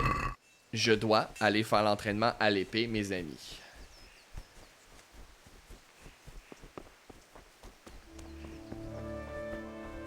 Aussi, un autre aspect, on va le voir dans des villes médiévales. Bon, évidemment, là, vous voyez au centre, on a la place des marchés. Mais c'est pas comme... je sais pas comment dire ça. La disposition des rues au Moyen-Âge sont pas quadrilatères comme on voit par exemple dans la ville de Montréal. Quelque chose qui est, tu sais, dans l'époque de la Nouvelle-France, on commence à voir, tu sais, les seigneuries sont faites de façon quadrilatère, c'est très carré. Au Moyen-Âge, les routes sont tortueuses, sont désordonnées, on fait du chemin où il y a de la place. Donc, on n'a pas, si vous voulez, cette espèce comme aujourd'hui. Là, évidemment, chaque rue a son nom, c'est très, pas tout le temps, mais très quadrilatère. Au Moyen-Âge, ben, c'est un peu des chemins qui mènent un peu n'importe où, partout à la fois. C'est là où il y a de l'espace, il n'y a pas de structure dans ce sens-là. Évidemment, on a une place du marché, on a une route principale souvent, mais le reste, c'est vraiment des petits chemins qui se faufilent un peu partout. C'est une réalité du Moyen-Âge. C'est lui qu'il faut que j'aille voir. Est-ce que tu t'es remis de ta blessure d'hier? C'est 3 fois rien. Sauf que ma mère me l'a fait remarquer et j'ai dû lui en parler. Aucune mère n'est heureuse quand son fils commence à s'intéresser aux épées. Les armes entraînent la mort. Reste à savoir ce que toi, tu veux. Je ne veux pas moisir ici éternellement. J'ai l'impression que ce n'est pas ma place. Je veux vivre un peu, voir du pays. Mais le monde est un endroit dangereux. Comme je mentionnais tantôt, dois apprendre à me défendre. Il doit apprendre à se défendre s'il veut voyager. En l'occurrence, aujourd'hui, c'est ta dernière chance. Je dois partir. Prêt à encaisser des coups? On y va, mes amis. Oui. D'accord. Je t'attends près de la bergerie, comme toujours. On va le suivre.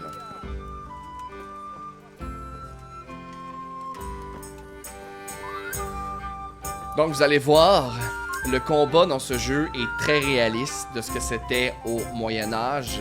C'est très différent, si vous avez jamais vu du combat historique fait par de la MA, par exemple, du Historical European Martial Arts, excusez-moi pour mon anglais dégueulasse, mais des arts martiaux européens à l'épée historique.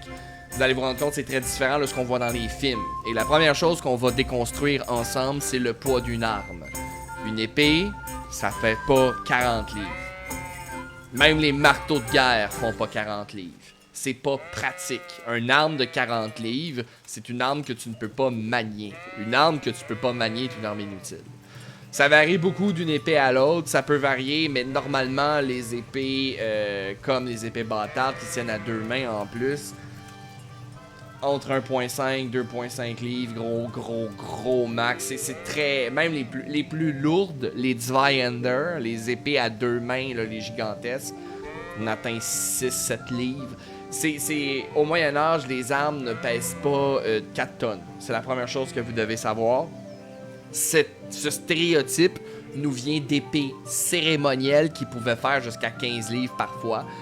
Ces épées étaient cérémonielles, elles servaient pour des cérémonies, on ne se battait pas avec, c'était justement un peu le gros principe du « j'ai une grosse épée, je suis le plus fort », mais ces armes n'étaient pas utilisées au combat. Donc c'est de là que vient le stéréotype, mais c'est très léger, une épée, j'en ai une ici malheureusement, mais je peux pas vous la montrer parce que TikTok, on peut pas justement montrer d'armes. Acier galvaniste, comment ça va, allô? Ça va bien? Donc on va voir un peu. On s'y met?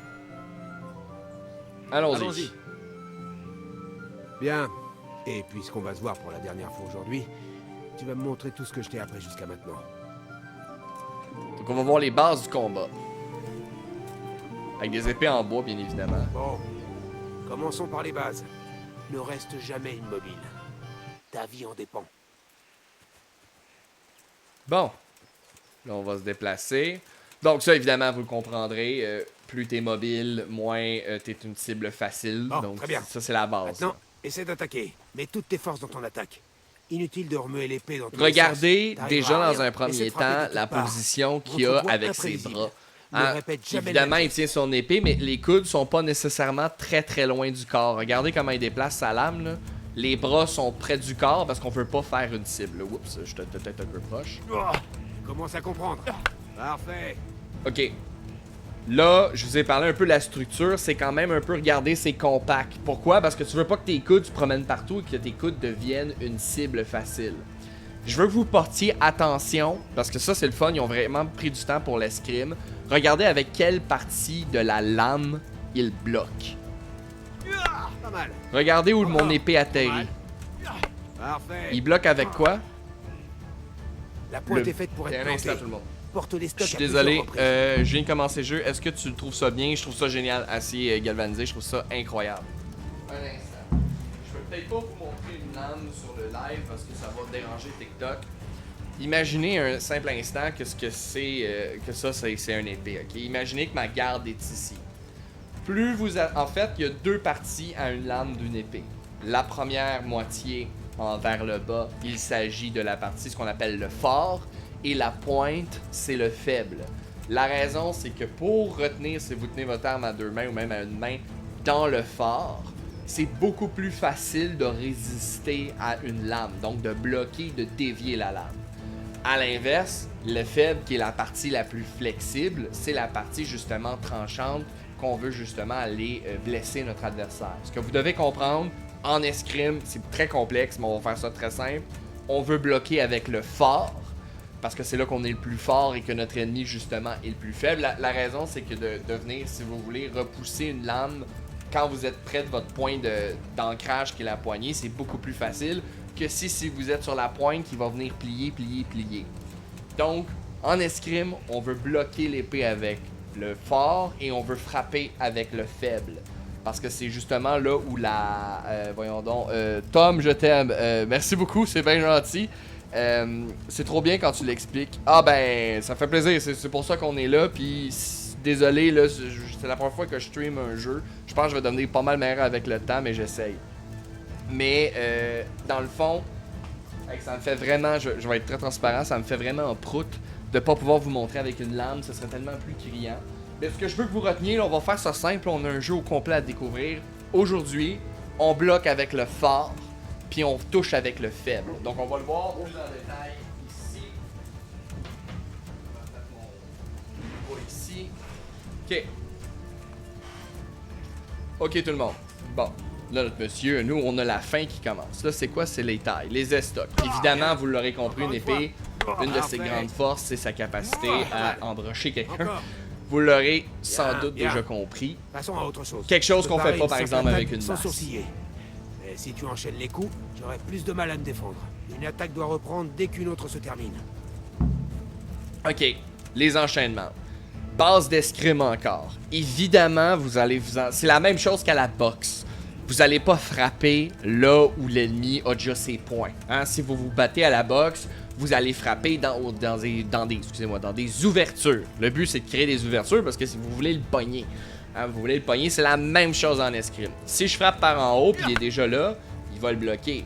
Moi, ce que je vais essayer de faire, c'est de créer une ouverture. Fait que je vais peut-être taper en haut, taper en bas, taper en haut, taper en bas, en haut encore. Là, je suis pas capable de le faire en bas comme faut. J'ai de la misère à swinger par en bas. Comment je swing de l'autre côté? Ok, j'ai un petit problème technique à... Ok, mais je veux pas regarder ailleurs. Trop mal. Donc, dans le fond, le jeu fonctionne avec un système de blocage qui marche, si vous voulez, sur 5 angles. J'ai en haut, j'ai, si vous voulez, ici à droite, en bas à gauche, en bas à droite, en bas à gauche, en haut à gauche. Donc comme ça, et vous voyez, là, le pommeau est à l'envers. Ça va être difficile, je pense. Commence à comprendre. Ok, bon. On va le découvrir ensemble un peu plus, mais gardez ça en tête. Le but... Épuisé, j'ai soif. C'est déjà N'oublie fini? surtout pas l'essentiel. Bon, on va avoir le temps de se pratiquer en masse, les amis, rassurez-vous. Donc, retenez ça pour aujourd'hui. Pour ce live, on bloque avec le fort, puis on frappe avec le faible. D'ailleurs, on va aiguiser le bout de la pointe, parce que c'est avec ça qu'on va aller transpercer, on va aller causer des dégâts à notre adversaire. Le bout, si vous voulez, qui est ici, on va le voir, on sert beaucoup de la garde également dans un combat à l'épée, mais la première partie de la lame, le fort, c'est pas avec ça qu'on va venir justement blesser notre adversaire, c'est avec ça qu'on va venir se protéger. Donc, hey Astérix, comment ça va? Fait que, rassurez-vous, on va le voir, puis c'est différent pour chaque arme, puis on va avoir le temps de le découvrir. La bière va être chaude, ton père sera pas content.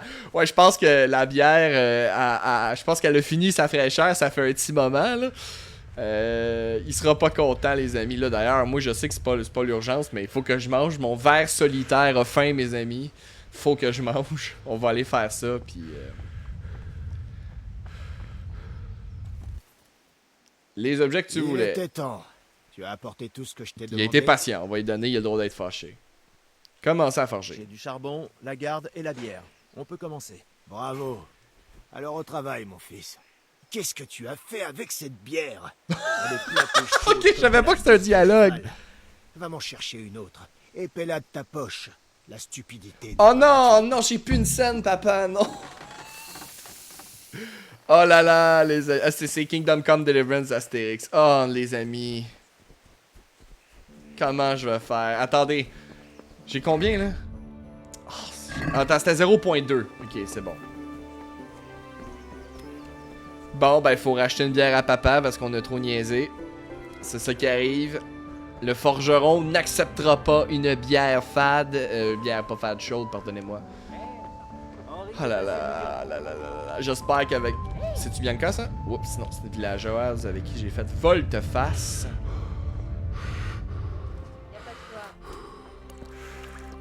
Je te souhaite une bonne santé, Henri. Merci beaucoup, Bianca. Pour la bière. Regarde-moi dans quel état tu es. Elle dit ça en riant, puis mon personnage s'est fait botter le derrière. J'ai cherché la bière pour mon père. Voilà. C'est ce que je vois. Qu'est-ce qui ne va pas? C'est super bon, Astérix. C'est un des jeux, le jeu le plus historique sur le Moyen-Âge, je crois, sur le marché. Je t'en mets un autre alors? Oui. Et un joli sourire. Bonne chance alors. Oh mon Dieu, heureusement qu'on a su faire la conquête du cœur de cette jeune demoiselle. C'est moi qui invite. Ok, fiu. Faut pas que je la paye. Messieurs, dames, le Voici charisme de Henri Et ce nous soir, sauve une fois de que j'ai plus. autre chose Parce à que te je dire. suis paumé. Et j'ai pas envie de devoir trafiquer toutes les pommes que maman a mis en stock. Putain, Germain parle le temps à Germain travers. fait encore aller sa langue. Ne m'en parle pas. C'est un bon client, mais lorsqu'il s'agit de politique, il est insupportable. Le nombre de fois où j'ai dû le mettre dehors avec les autres avant qu'il ne se mette à se bagarrer... Disons qu'il est dans une forme extraordinaire aujourd'hui. J'irais bien casser la croûte. Bon, on va aller porter cette bière et là on va courir pour qu'elle reste fraîche et que notre père nous passe pas un savon.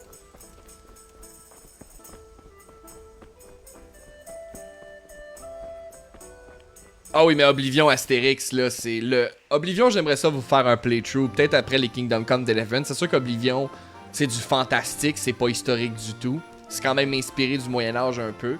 Mais moi, les Elder Scrolls, j'ai très très grand fan de la série, Oblivion étant mon préféré.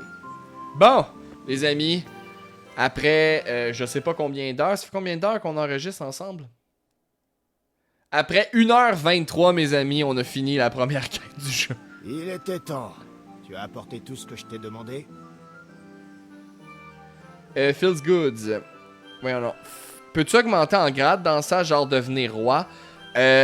Non, mais ta réputation, Feels Good, de ce que j'ai compris, peut augmenter. Les gens vont finir par te donner un titre comme chevalier si tu t'habilles d'une bonne façon. Tu finis par gagner la réputation, mais tu ne montes pas en grade. Ben, je sais que dans la quête principale, t'es promu à autre chose qu'un fils d'un forgeron. Tu peux, c'est ça, tu peux devenir écuyer, mais tu pourras pas devenir roi. Qu'on soit clair, Feels Good, tu ne deviendras pas roi. Commencez à forger, les amis. Charbon, la garde et la bière. On peut commencer. Bravo. Alors au travail, mon fils. Bien joué. Bon. Bon. Voyons voir quel genre d'ouvrage nous a réalisé le maître de Sasso. Regarde-moi ça, mon fils. C'est ce que j'appelle du travail d'artiste. Que veut dire l'inscription? Je ne sais pas trop. Ça ne ressemble pas à du tchèque. C'est peut-être du latin. C'est du latin de ce que j'ai pu voir, mais j'ai pas été capable de le lire. Ah, ce sera la plus belle épée que j'aurai forgée de ma vie. Ouais, là, je suis rendu tout propre. Fallait juste que je rapporte une bière fraîche à mon père. Et là, ouf! Mon personnage n'a pas mangé. Ne s'est pas fait botter le derrière bien comme il faut. Au fait, quelqu'un m'a rendu visite. Je suppose que tu sais de qui je parle. Possible. Possible. Alors, il est possible que tu aies jeté de la fiente sur la maison fraîchement chaulée du Germain, n'est-ce pas? Parce qu'il est passé me voir avec l'huissier. Et pas pour une visite de courtoisie. Mais qu'est-ce qui t'a pris, Al? Le Germain racontait des balivernes sur Sigismond et le roi, à la taverne. Ma conjointe qui a joué à Astérix, puis oui, à un moment donné, tu peux aider la construction du village. Donc. Tu vas aller arranger le désordre que tu as mis et lui présenter tes excuses. J'ai un commerce à faire tourner. Le Germain est un bon payeur. Et avoir mon fils au pilori ne vient en aide à personne, pas même au roi. Tu as bien compris. Oui. Petit conseil de sauvegarde à la sortie du fort en t'échappant parce que ça sauvegarde pas tout seul. Merci beaucoup. On va faire ça, Alex. Est-ce que tu as bien compris? J'ai bien compris. Très bien. Et je ne veux plus en entendre parler. Donc tu penses que c'est juste de laisser des traîtres dire du mal de notre roi? Il se fait prendre. Il passe pour un nigaud et il n'en tire même pas la leçon. Donc il suffit que le Germain débite des âneries pour que tu te transformes en brute épaisse. On peut gagner un combat par la violence, mais jamais une dispute. Souviens-toi de ça. Si tu veux faire comprendre cet or à quelqu'un, utilise ta langue plutôt que tes poings. C'est un très bon conseil. Le jeu, c'est Kingdom Come Deliverance, le premier Édouard. Le fourneau est prêt. On va s'occuper de la poignée.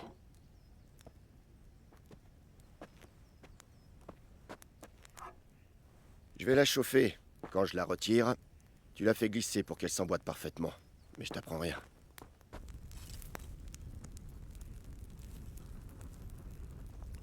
Donc, de ce que j'ai vu des vidéos de forge, c'est exactement comme ça qu'on fait. On fait chauffer avant de mettre la poignée, mais je peux pas vous donner de commentaires. J'ai jamais. C'est bon. Je suis pas forgeron, je sais pas comment faire.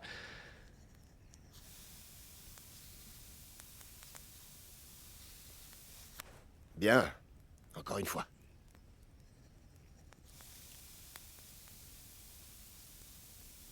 Ça y est.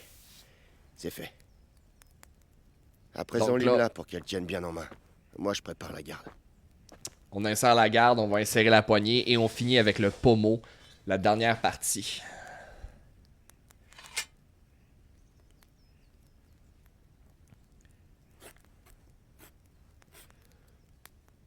Bon, là, évidemment, on lime la garde, vous comprendrez, c'est pour pas qu'il y ait des chardes. Là. Faut Qui a faut- entendu que parler ce soit d'un agréable à maître manier forgeron dans ses mains. fabriquer là. des fers à cheval dans un village. J'avais mes raisons, Hal. Ici, je suis avec toi et ta mère. Que peut-on rêver de mieux? Tu te souviens de l'empereur Charles? Bien sûr. On menait la belle vie pendant son règne. Mieux que maintenant? Il a bâti la moitié de Prague. De nombreux châteaux. Construit un pont au-dessus de la Voltava. Fondé une université. Le tout sans partir en guerre. Il savait comment diriger. Mieux que Venceslas? Oh oui, et de loin. En même temps, ce n'est pas facile pour Venceslas. C'est compliqué de prendre la relève d'un souverain comme on en voit une fois tous les 1000 ans. Kingdom Come, exactement, Nicolas Baudouin. Et Sigismond, alors? Tu crois que Charles aurait débarqué avec une armée sur sa propre patrie comme le fait Sigismond? Non. Venceslas ne tient peut-être pas de son père, mais Sigismond, il ne fait que ternir la royauté. Comment tu t'en sors? Passe-la-moi. On reviendra un peu davantage sur les assembler. intrigues au cours du jeu. Là.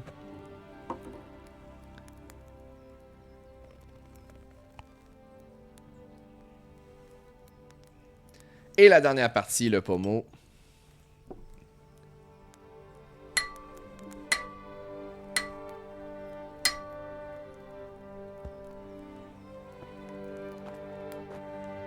C'est splendide. Splendide, en effet. Que Dieu te bénisse. Mon père m'envoie chercher des clous. Bien le bonjour, Thérèse. Ils sont prêts. Tu vas aller me les chercher, Al? Ils se trouvent dans le coffre du salon.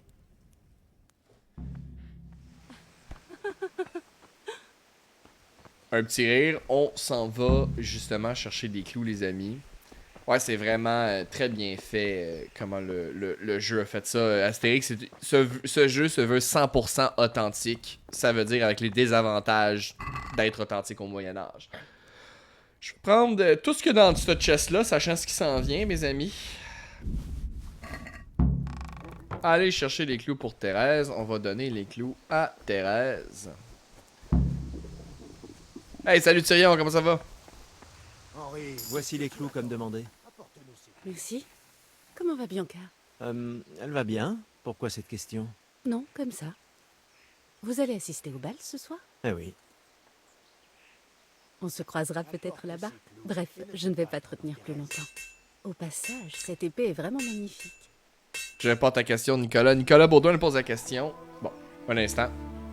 Bon, encore une fois, les gens du Moyen-Âge, c'était des êtres humains. Je sais, encore une fois, on a cette concept. Au Moyen-Âge, on était beaucoup plus prudes qu'aujourd'hui. Mais ce que j'ai aimé du jeu, c'est qu'ils ont beaucoup humanisé les gens qui vivaient là-dedans. Et sachez que, ben, au Moyen-Âge, c'est la même chose.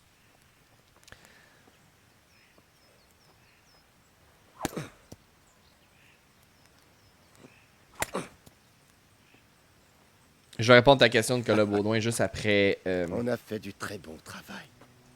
Je n'en attendais pas moins d'un forgeron aussi réputé. Cette époque est révolue, Seigneur. Mais vous n'avez aucunement perdu votre talent. Donc ça, c'est le Seigneur.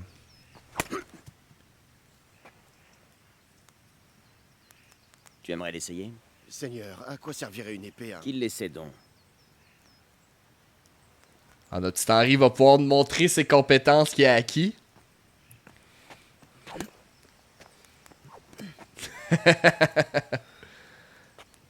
Tu as encore beaucoup à apprendre. Demande à ton père de te montrer. Il sait y faire. Lui apprendre le commerce lui sera plus bénéfique dans la vie, Seigneur. Peut-être. Mais qui sait ce que le futur réserve à chacun d'entre nous. Je vois qu'elle est presque finie. Je finis de la polir et j'envoie Henri vous l'apporter. Parfait. Beau travail, excellent même. Une épée aussi magnifique fera honneur à son détenteur. Seigneur Istvan, qu'en pensez-vous? C'est vrai, Seigneur Radzig. Avec elle, les choses auraient bien pu prendre une toute autre tournure à Nicopolis. Oui, il y a un codex, mais on va le regarder ensemble, justement, quand même assez régulièrement, j'imagine, pour justement nous donner de l'information sur l'époque. Il est vrai. Cependant, c'est une histoire longue et singulière. Je serais ravi de l'entendre autour d'un bon verre de vin, mais le devoir m'appelle, et je dois vous laisser. Tenez. Apprends de ton père. C'est un véritable maître de son art. Nos chemins finiront par se recroiser. Ça ne fait aucun doute. Une fois l'épée prête, envoyez-moi votre fils. Joli travail, Martin. Seigneur.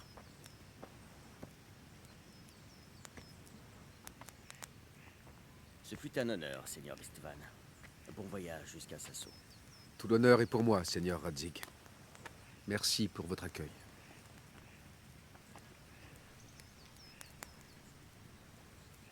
Une histoire longue et singulière? Celle d'un temps révolu. Je te la raconterai peut-être, mais pas aujourd'hui. Tu vas m'apprendre à m'en servir, comme l'a dit le Seigneur? Pourquoi? Ça pourrait m'être utile. Si je pars voir du pays avant de m'installer. J'aimerais découvrir autre chose que la taverne et la forge. Tu sais quel est le problème d'une vie téméraire, mon fils? Elle peut s'achever avant même d'avoir commencé. À quoi bon t'apprendre à manier l'épée? Si c'est pour que tu meurs frappé par un carreau d'arbalète sur le pas de la porte. Tu parles comme si tu l'avais vécu. À mon âge, on a vécu bien des choses. On ne se couvre pas de gloire en étant forgeron, mais cela a ses avantages. On ne risque pas d'y laisser sa vie. Je veux finir mes jours à Scalis, ici, sous le tilleul, aux côtés de ta mère. Moi aussi, un jour.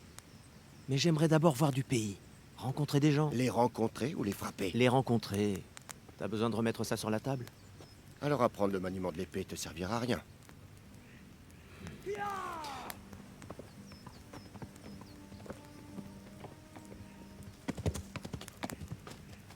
Un messager?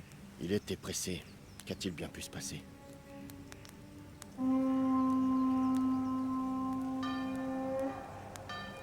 Donc, mes amis...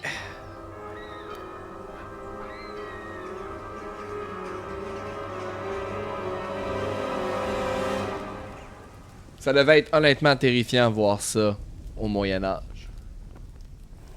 Vous l'aurez sûrement compris. L'armée de Sigismond.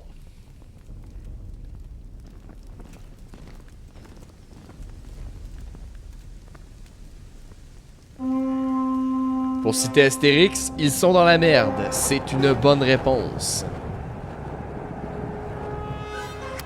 Ok, là, il y a beaucoup de choses à dire, puis je veux quand même répondre à la question de Nicolas Baudouin. On va y répondre dans quelques instants. Écoute attentivement. Prends l'épée, rentre à la maison et récupère l'essentiel dans le coffre. J'ai Ensuite, déjà fait. va vers le château. Dépêche-toi. Et toi?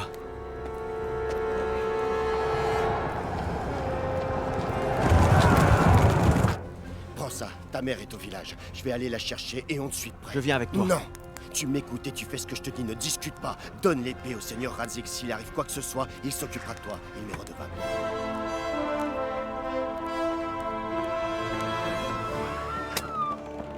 Donc, scénario très terrifiant pour les populations.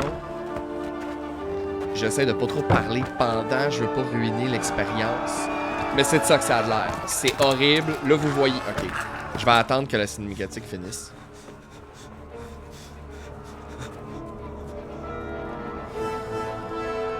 Mon Dieu. Vite! Il faut fermer les portes! Allez, vite! Donc, vous voyez, là, les gens vont se cacher dans place forte. C'est ça le principe. On va se cacher là où on peut résister à un siège. Dieu merci, entre vite, allez! Il faut qu'on ferme les portes! Ça fait partie du rôle du Seigneur. C'est son travail de protéger ses serfs. Donc, ils viennent se cacher dans sa place forte.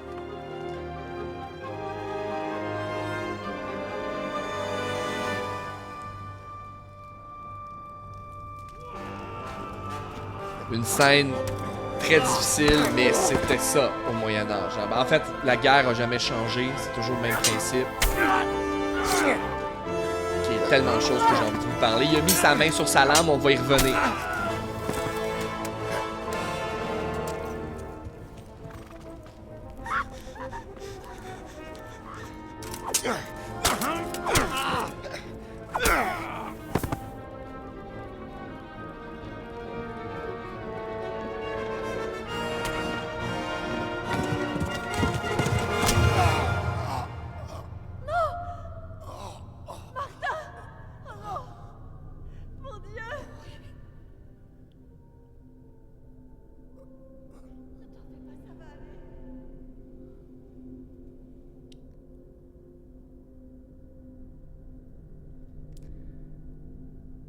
Évidemment, vous le comprendrez, une scène horrible à voir. C'est malheureusement des choses qui arrivent encore aujourd'hui, oubliez-le pas. Ça arrive au Moyen-Âge, mais on s'est pas débarrassé de ce problème-là.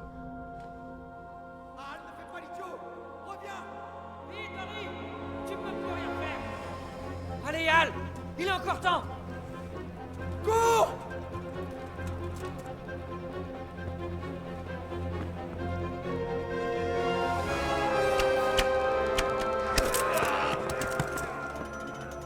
Prends un cheval et pars à Talberg! Dis-leur ce qui se passe! Va les avertir! Longe les doubles! Il y a un passage là-bas! Saute du mur et échappe-toi!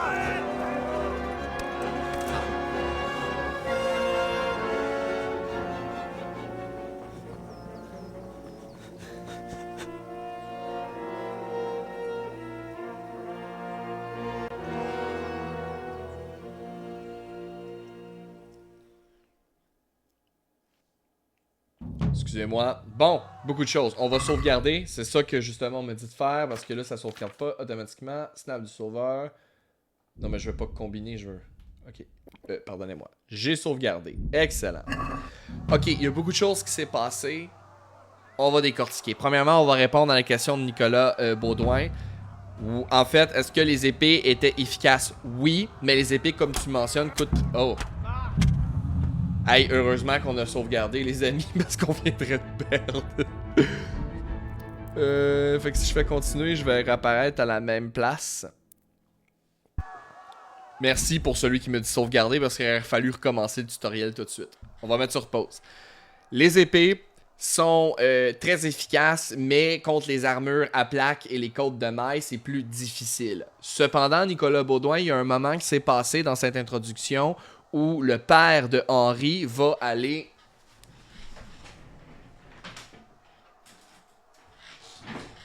Imaginez encore que c'est une épée fictive pour pas que TikTok ait de problème. On tient l'épée et il va venir mettre sa main sur la lame, sur le fort, donc la partie qui n'était pas nécessairement aiguisée, et il va venir embrocher son adversaire. Cette technique, on appelle ça du half-swording et ça a été utilisé réellement. L'objectif, c'est d'obtenir plus de force pour transpercer et également de mieux diriger la lame. Donc, pour passer à travers les côtes de mailles, en fait, les côtes de mailles, ce que vous devez savoir, ce que la personne avait sur elle, c'est ces espèces des chainmail, dans le fond.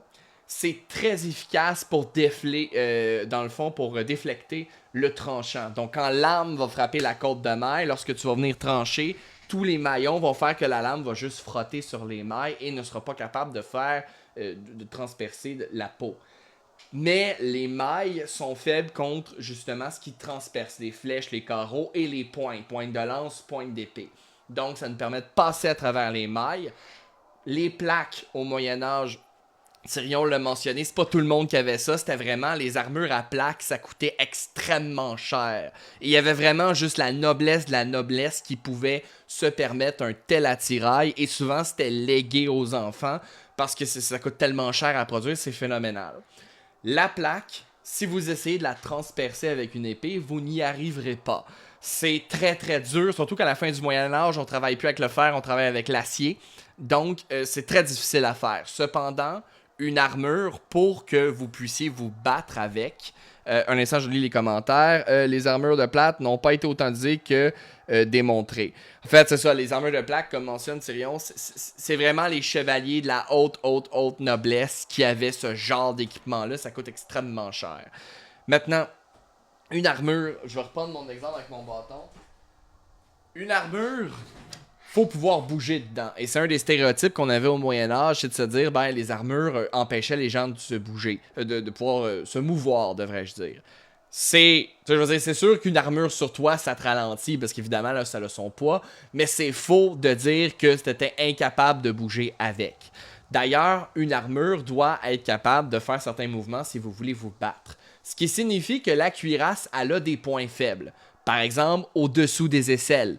Il n'y a pas de plaque ici, vous devez être capable de bouger vos bras. Donc, si vous étiez en half-swording et que vous vous battiez quelqu'un à plaque, une épée, Nicolas Baudouin, ce que tu pouvais faire, c'est essayer d'aller viser dans les cracks de la cuirasse, donc dans les aisselles, au niveau de l'aine, dans les articulations, en somme, pour que l'armure puisse bouger, il faut que les articulations soient libres. Et dans les articulations, ben, il n'y a pas de plaque. Donc, on allait prendre l'épée à deux mains, mettant la main sur la lame et on allait chercher à perforer dans les fentes de la cuirasse. Vous avez sûrement vu ça dans les films et dans les jeux vidéo un peu. Peut-être moins dans les jeux vidéo, mais c'est quelque chose qui était une réalité sur le terrain. Ce qu'on allait faire, c'est que vous regarderez les gens se battre en armure et ils vont finir leur adversaire avec une dague qui vont aller rentrer dans la visière ou dans le cou. Parce que, en fait, ce qu'ils allaient souvent faire, c'est que quand ils arrivaient au sol, ils sortaient la dague, ils allaient écraser l'autre chevalier et avec le poids de leur armure, allaient justement forcer contre la personne qui, évidemment, se défend et allait, avec son couteau, se glisser dans les fentes. Parce qu'au Moyen-Âge, défoncer une armure en acier, c'est très compliqué à faire. Oui, il y a des marteaux de guerre, il y a des hallebardes qui peuvent réellement sonner, mais on ne peut pas déchirer une armure à plaque. Des fois, on voit ça dans Hollywood, les gens, là, ils donnent un coup d'épée sur une armure en plaque, puis elle déchire en deux. C'est pas possible. Les gens ne faisaient pas ça. Au Moyen-Âge, on vise dans les fentes, ou même, des fois, il y avait des techniques où on se mettait à 10 sur un chevalier, on le désarçonnait, on lui enlevait une partie de son armure, comme le casque, et on le finissait ainsi. Maintenant, on va... Là, je sais que c'est beaucoup d'informations, puis on va y revenir dans le playthrough, mais une des techniques au Moyen-Âge, c'est dans les trous des yeux du casque aussi, exactement. Je vois qu'Alex, tu l'as mentionné. Pommeau, garde et dagues sont plus meurtriers. Exactement. Au Moyen-Âge, on utilisait même ce qu'on appelle du reverse swording. Du half swording, c'est quand on tient... Je sais pas ce que j'ai dit tantôt, je m'en excuse. Du half swording, c'est quand tu mets ta main sur ta lame, ce que je vous explique depuis tantôt. Du reverse swording, c'est quand on inverse l'épée, donc on la tient par la lame et on se sert de la garde de l'épée comme un marteau. C'est plus pratique pour enfoncer le casque de quelqu'un que d'essayer de passer à travers avec la lame. Donc je pense que je me suis mal exprimé dans la vidéo. Ce que j'appelais, c'est du half swording, et du reverse swording, c'est tenir la lame à l'envers. En fait, on tient la lame et on frappe avec le pommeau et la garde. On va tout revoir ça plus en détail, mais au Moyen-Âge, on va le voir parce que le jeu prend en compte en ça. Quand on va se battre contre des gens en armure, il va falloir utiliser parfois des armes contendantes comme des marteaux pour être capable de justement assommer la personne dans l'armure et lui faire perdre connaissance et d'être capable de briser les os. Parce que si une épée est déflectée, par exemple, avec un chainmail, ça veut dire que ça ne tranche pas, mais la personne a quand même reçu un coup avec un arme en métal dans les côtes, par exemple. Donc, ça va venir briser des os, ça va venir créer des blessures, ça va juste protéger contre le tranchant. C'est beaucoup d'infos, je vous rassure, on passe à travers. Maintenant, mes amis, dans pas trop long, faut que j'y aille. On va essayer de se sauver de nos ennemis, les Koumans. On va le voir un peu plus tard. Les Koumans sont des groupes turco-mongols qui s'apparentent beaucoup, qui partagent beaucoup de similarités au niveau des techniques militaires qu'avec les Magyars et les Mongols. Ce qui veut dire de la cavalerie légère avec des archers sur cheval. On va le voir. Mes amis, on part. Fait que là, je suis poursuivi, très clairement. Fait que là, on sauve. Donc, notre mission, c'est d'aller alerter le village voisin. Au Moyen-Âge, c'est comme ça que ça fonctionne. Il n'y a pas de téléphone, je vous rappelle. Tu peux pas prendre ton cellulaire et tu dis « Hey bro, on est attaqué, ça prend de l'aide. » Tu dois envoyer un messager. Le messager doit se rendre jusqu'à la ville de Tannberg. Et évidemment, l'adversaire a tout intérêt à couper à couper les communications. Donc, vous coupez-vous. Parce que si on sait pas qu'il y a une invasion, ben, ça veut dire qu'on peut pas se préparer à une potentielle invasion ou à assister. Notre amie, Thérèse est là, on la libère. Oh non, non, non, non, je veux me sauver. Faut la libérer. Ah, les amis, je suis pris en combat. Ah! On vole un cheval. C'est quoi le piton pour monter Ah! On va essayer de sauver Thérèse pour faire diversion. Évidemment, on se battra pas parce qu'ils sont visiblement capables de se battre, puis pas moi. Puis là, il faut que je trouve le bouton pour monter à cheval. Puis j'ai encore faim. Mon ver solitaire n'attend pas les invasions. On va essayer de faire une deuxième tentative.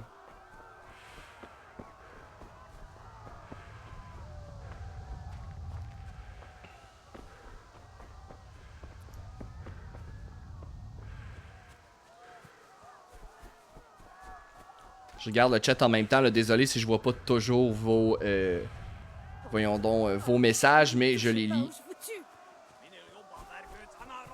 Mon personnage n'a pas beaucoup d'endurance non plus. Je vais juste regarder rapidement c'est quoi la façon de monter à cheval. C'est-tu X? Ok, merci. J'ai pas appuyé sur le bon piton. Ici. Ok, non, non, non, non, on court. X. Ouh! Ok.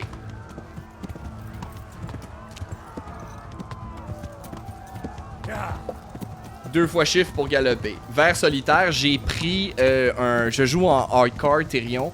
Mon personnage a 2 désavantages. Il y a un ver solitaire, fait qu'il doit manger plus souvent. laisser le tutoriel.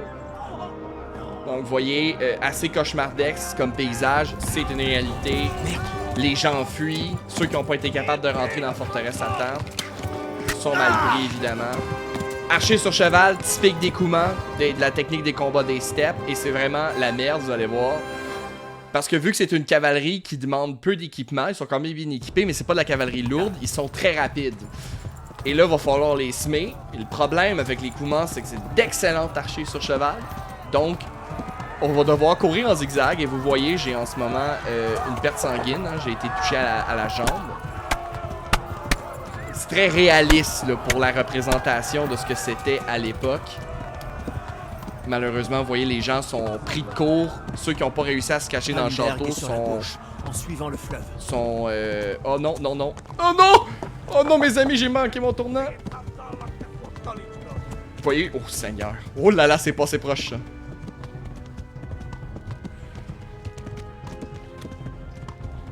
Prévenez les autres. Ils ont incendié Scalis. Là, mon cheval va s'épuiser. Il faut que je fasse attention. Oh là là! Comme vous voyez, ils sont juste sur mes talons. C'est un gros problème avec cette cavalerie-là, c'est qu'on peut pas vraiment s'en sauver facilement. Ils sont très mobiles, contrairement à la cavalerie lourde, par exemple, avec un homme qui est en, mettons, en armure à plaque. Souvent, les chevaux, même, avaient des armures. Ça les ralentit beaucoup. Partez! Ils vont vous tuer! Ok, là, vous voyez, mon cheval, il aime pas ça. Oh mon Dieu Seigneur, c'est pas bon, ça. J'arrive pas à les semer, fait que j'essaie d'être une cible mouvante. Heureusement. Je sais pas si vous avez vu, mais leurs arcs sont des arcs recourbés, composites, faits avec plusieurs matériaux. Les arcs recourbés, très pratiques à cheval parce que ça demande beaucoup moins de... Oh non, mon Dieu Seigneur, qu'est-ce que je viens de faire, les amis? Non! Oh non, je me suis pris! Ah ben les amis, c'est la fin. Comment les Koumans m'ont pas déjà tué? Oh! Oh mon... Oh non, mon cheval! Mon cheval! Oh non! Oh mon Dieu, ils ont eu mon cheval! Fuyez! Oh mon Dieu Seigneur, mon cheval, mon pauvre destrier qui a eu droit à de l'acupuncture au niveau de la tête. Ah là, je suis en train de perdre trop de sang, c'est pas bon, faut que je me rende au village. Ok, j'ai réussi à faire un peu de distance. Vous voyez, nouvelle place forte, nouvelle ville. C'est comme ça que ça marche au Moyen-Âge. On s'en va vers un autre seigneur, puis faut aller se réfugier. Ah, rejoindre Talberg, mes amis. Ouh! J'en reviens pas qu'on ait survécu ensemble.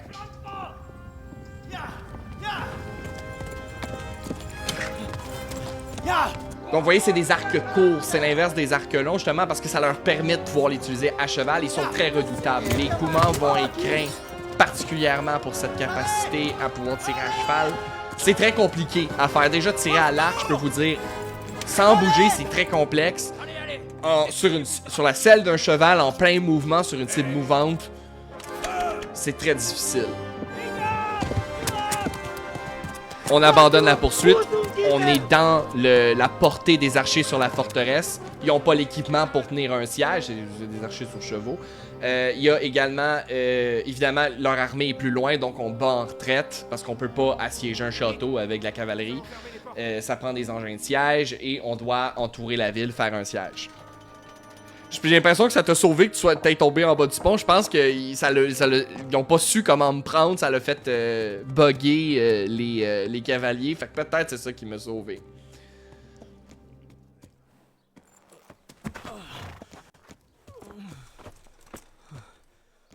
Que quelqu'un apporte à boire. Du vin chaud et des Le bandages. bois a la facilité d'accès. Le bois, c'est la chaleur, matériel premier au Moyen-Âge. Donc on parlait, excusez-moi, les haches étaient une arme polyvalente à cause des dégâts contendants, tranchants et vrai. Le poids, la facilité d'accès, le bois, c'est la chaleur et le matériel au premier au Moyen-Âge. Je suis pas sûr d'avoir compris de quoi vous jasiez, mais la hache, c'est une arme polyvalente, mais c'est une arme qui est très lourde. Et c'est pas très utilisé au Moyen-Âge, la hache. Ça va être utilisé peut-être plus au début du Moyen-Âge. Les Francs utilisaient des haches quand même un peu. Mais l'épée va finir par prendre vraiment la place principale pour la noblesse. Les paysans, ça va être la lance. Une petite pointe en métal très efficace. Bon, Ça demande on pas s'en grand chose occupera pour manier une lance, tu piques. Jetons d'abord Ça coûte un œil très à peu, contrairement à une hache ou à une épée.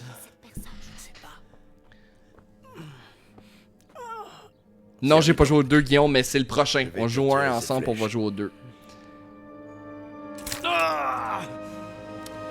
Moyen-Âge, hein, c'est... Quand on retire une flèche, tu sens tout. Des fois, on assommait avec l'alcool, mais c'est ça, c'est pas agréable. Calme. Doucement. Tu as eu de la chance. La flèche a raté l'os. Je n'ai eu qu'à poncer la plaie, ce que je ne sais que trop faire. La guerre vous forge un homme. Tu peux te lever?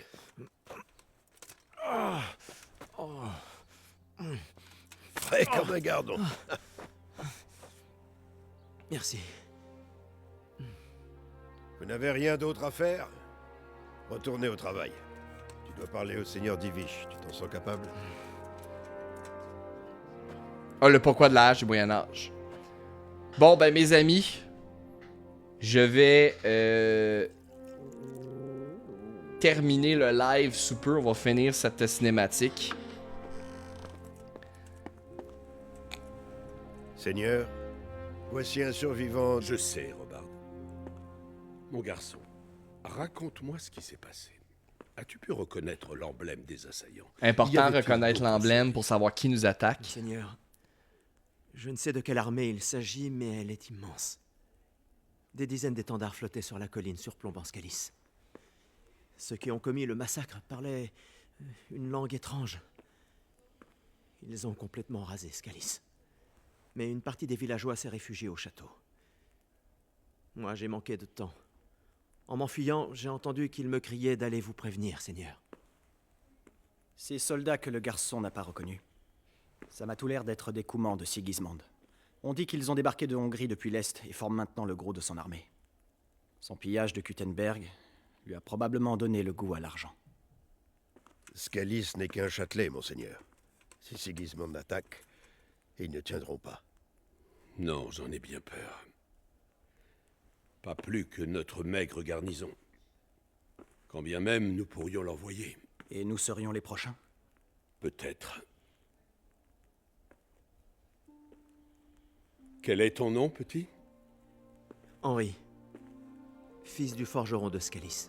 Je le connais. Est-il parvenu à s'abriter? Navré. Tout ne dépend plus que de Dieu. Personne d'autre ne peut nous aider. En tout cas, merci. Tu as risqué ta vie pour nous. Merci pour les roses. Prenez soin d'Henri. Assurez-vous qu'il ait le gîte et le couvert. Fort bien. Donc, Et la nourriture et que un les lieu pour habitants dormir. rentrent dans l'enceinte. Il faut se préparer au pire. Prenez les dispositions nécessaires. À vos ordres, monseigneur.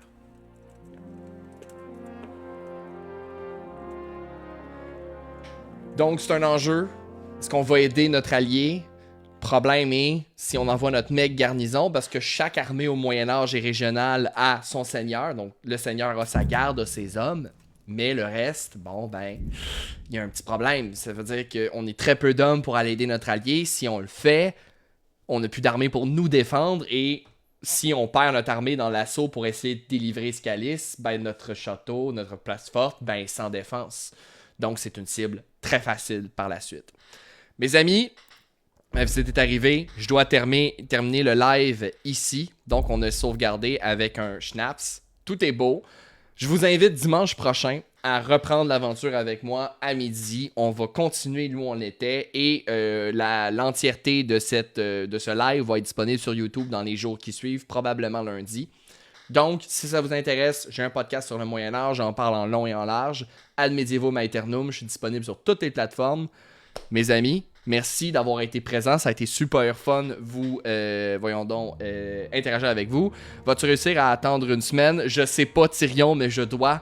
J'ai joué un peu à ce jeu, mais je m'étais dit que j'allais attendre pour jouer avec vous, parce que justement, il y a tellement de choses qu'on peut regarder ensemble, c'est incroyable. Donc, à dimanche, mes amis, prochain, bonne fin de journée, ça a été un plaisir. Souvenez-vous, le Moyen-Âge est mort, vive le Moyen-Âge. On se voit bientôt, les amis.